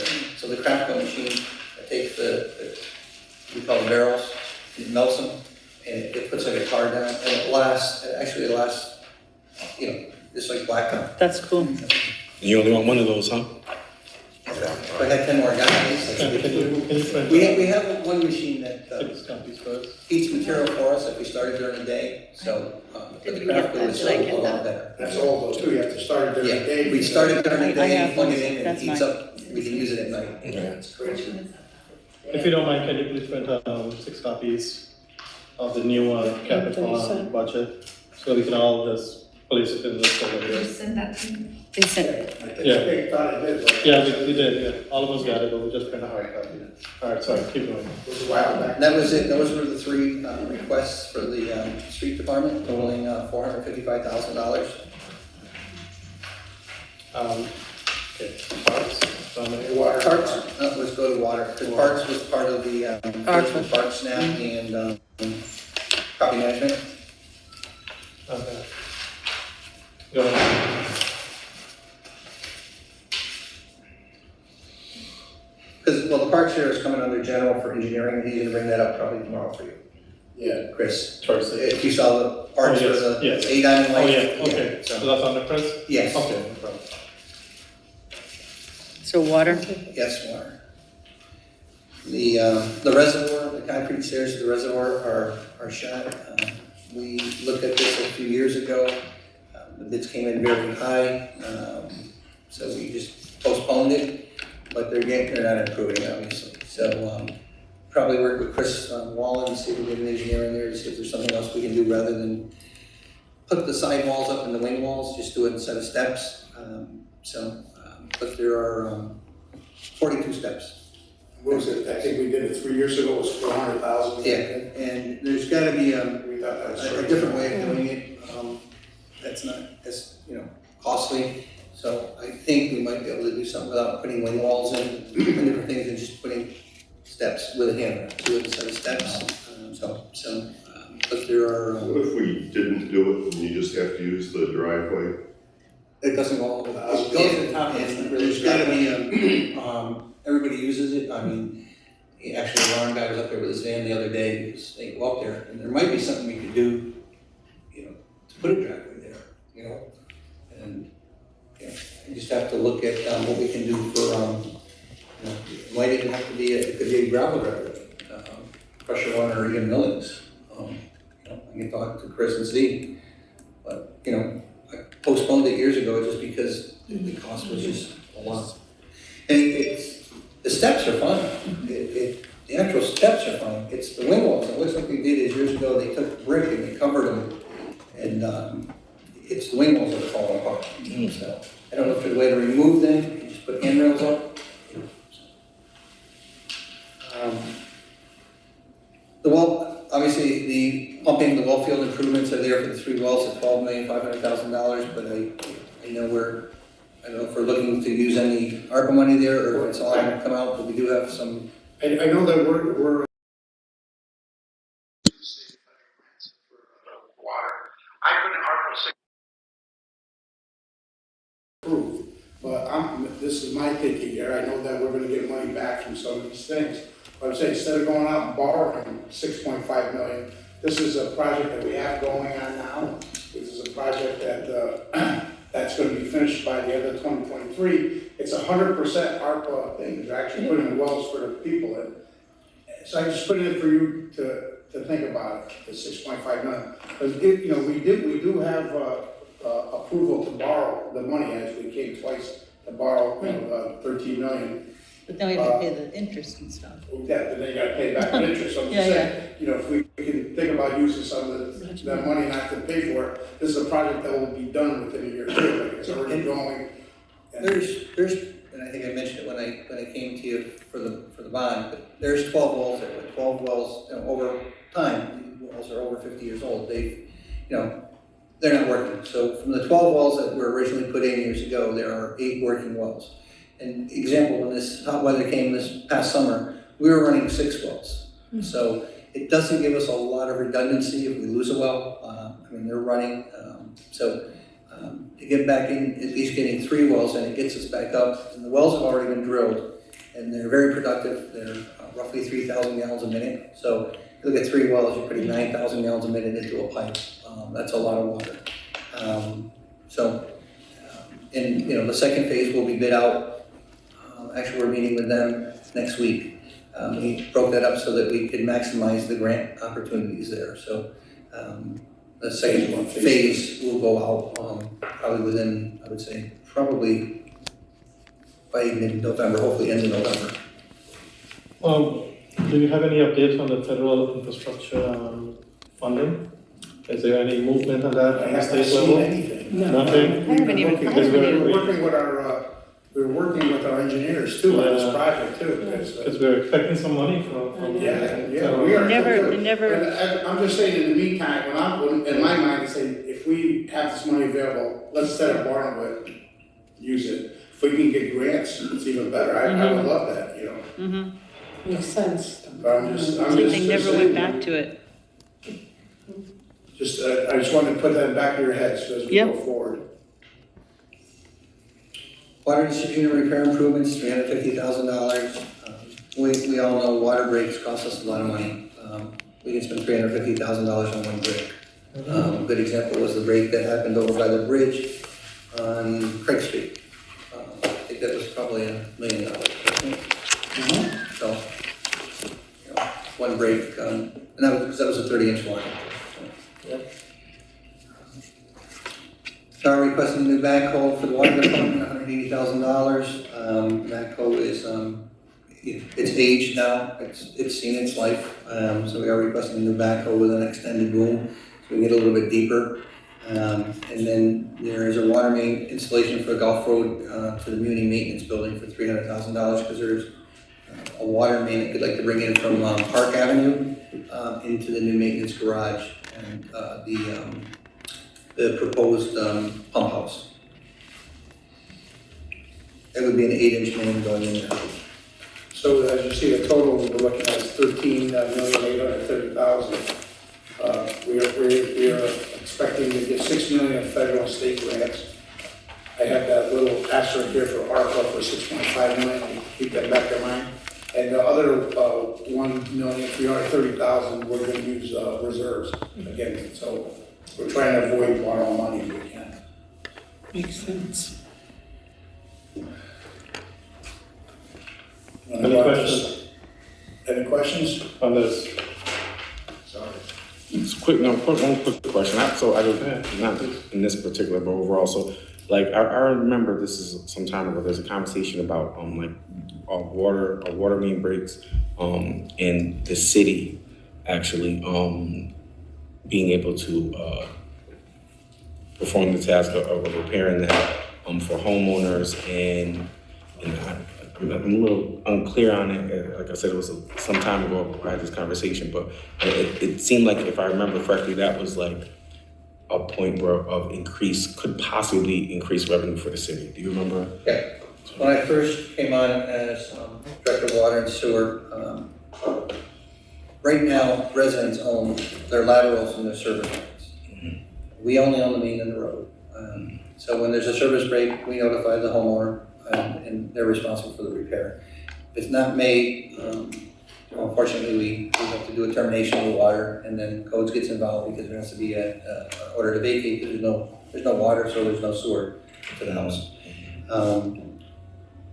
And this is going back, I don't know, 10 years now.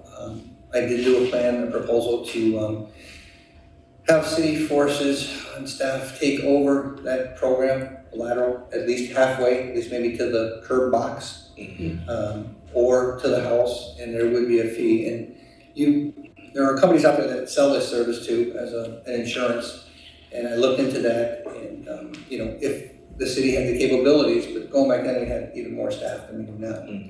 It does come down to a staffing issue, to absorb that, but the revenues you draw in, I think it was, I want to say it was around $60-some a year for water and maybe $70-some for sewer. I don't know, but I saw it on my computer. I could go back, but and I looked at how many permits we were issuing for water or sewer breaks, and tried to judge, based on that. And yes, if you had a normal year of about 100 breaks, 150 breaks, there would probably be a surplus.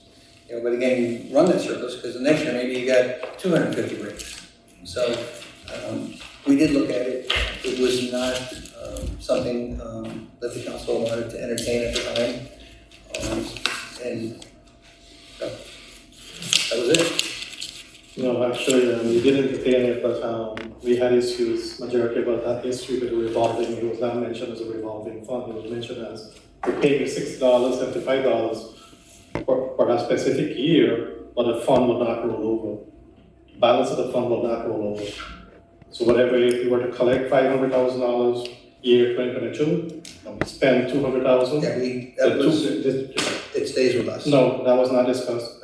No. Okay. But that's how the accountants. Yeah, that's what the accounting has. There's pressure from private contractors that. Carl Olson had brought that up so for discussion back in the time. council did not approve it. Yeah. It's, under that scenario, we could still, if our crews couldn't handle it, we would hire a private contractor. Right. So like in that option that we didn't have the manpower to do it. Correct. Then or I should say the workforce to do it. Right. Then we could look at other options and I think that was the only obstacle to move forward with that because of making it a revolving fund, or we just have to continue paying into it, and you might not, homeowner might not get a break, but whereas the fund just keep disappearing. And one of the questions came up is, okay, I just had my service done.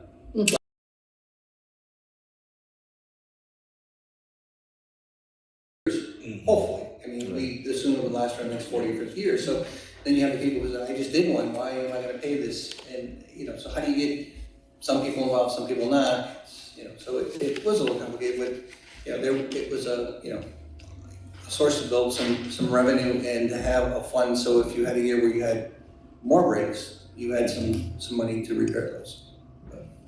I would say it was something to be worth revisiting just to see if the numbers. And that's what I make was sense. saying, we can do, since you're mentioning revolving fund now, that was a sticking point when we discussed it many years ago. We can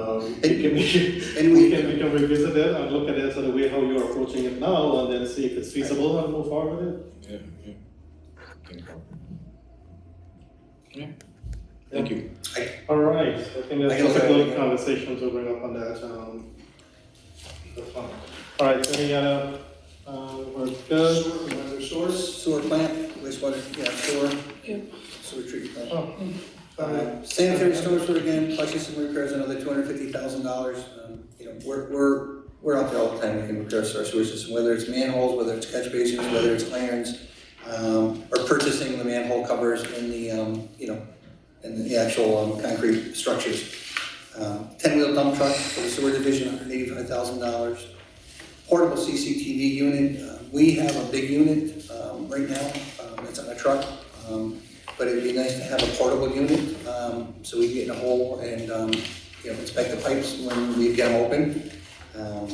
Road plates, $95,000. We use a number of road plates and we're out of them. They're steel road plates. We can't always get to repair holes sometimes at night, so we plate that so we can come back in the morning. A lot of contractors use them, steel road plates, so we like to get an inventory of steel road plates to protect our holes. They also use them for holding the sidewalls in if somebody's working in the hole, has a trenching. Craig Street sewer inspection, lining and point repairs is $500,000. That's part of the Craig Main project. We want to make sure that, and we've already done some of the inspections, but those repairs need to be made before that infrastructure on top of the road is done, because you don't want failure of the infrastructure after you've done all the curbs, sidewalks, and paving and everything. So there's $500,000 in there. Plant equipment replacement is part of the wastewater treatment plant. It's about $550,000 in assorted miscellaneous gearboxes, return pumps, waste pumps.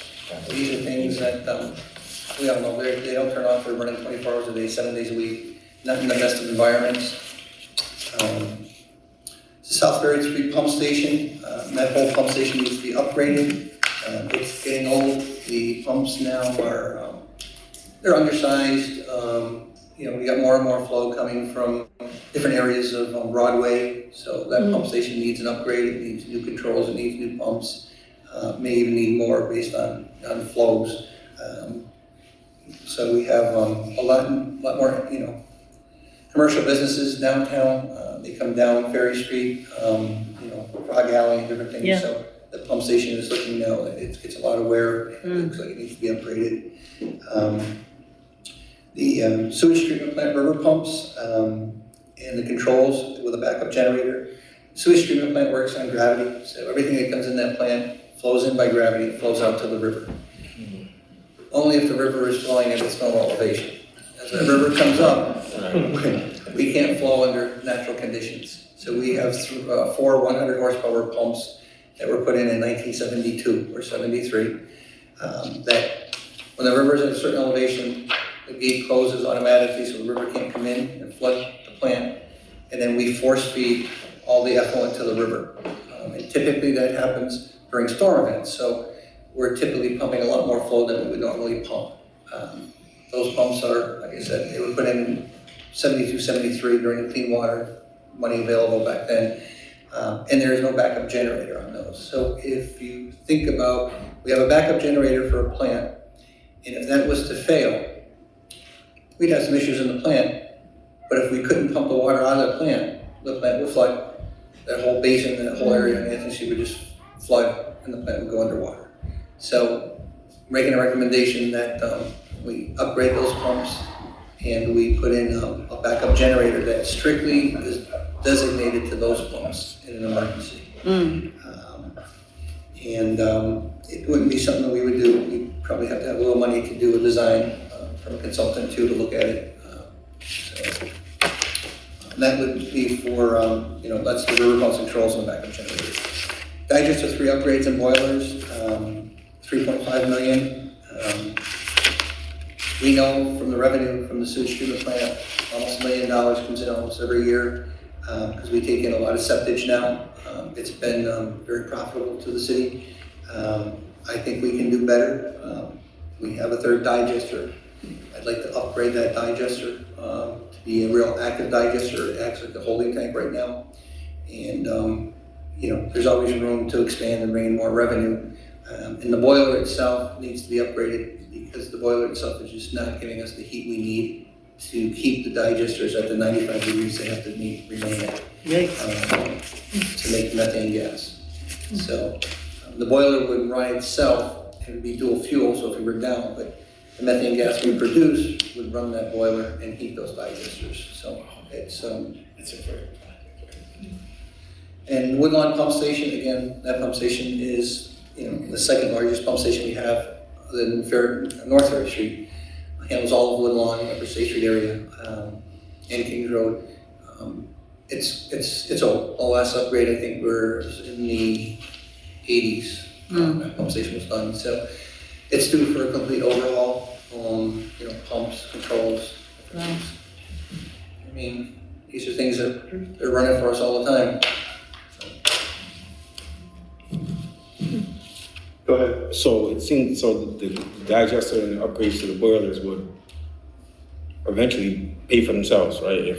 Yeah, the boiler would run on methane gas, and then methane gas is produced via the digesters. Digestion processes. Sludge goes in an anaerobic digester, no oxygen, just mix it, creates methane gas. Methane gas is siphoned off the top. Goes into, we have a bubble right now that holds that, and it would run the boiler, and then that boiler heats itself. Now, in the interim, if that was to go down, we still need to keep the digester active, because digesters are tricky, pH, alkalinity, everything has to be right. Generator. Yeah, it's a biological process, so the bugs in there have to stay alive. But we would have a backup, you know, for natural gas, if something was to happen. So we would have a backup boiler for natural gas, just in case the boiler was taken out of service or something. That would give us longer detention time in our current digesters, which reduces volatile, which reduces mass. And what that does is ultimately we help reduce our total sludge disposal costs slightly, because it uses more mass in the digesters. Any other questions? All right, I just want to sum it up real quick. Okay. So we're looking at $6,650,000 for the source. We're going to use reserves and fund balance of $1,750,000, and because of the digesters, we feel it's going to pay for itself. We're looking to actually borrow $4.9 million for the digester stuff, figuring that that's going to pay for itself. Not asking for it. You had to We're thinking this is going to pay for itself, you know. All right, any questions? All right, I think we did some marathon section. Yeah. Thanks, Paul. Yeah, thank you, wonderful detail. If there's nothing else forward from finance, I have a motion to adjourn. Recess. We can adjourn all the time. All right, doesn't matter. We adjourned last time, we can recess now. Second, all in favor? Aye. We did adjourn last time. See you tomorrow. Yeah. Thank you all. You're welcome. I don't drink.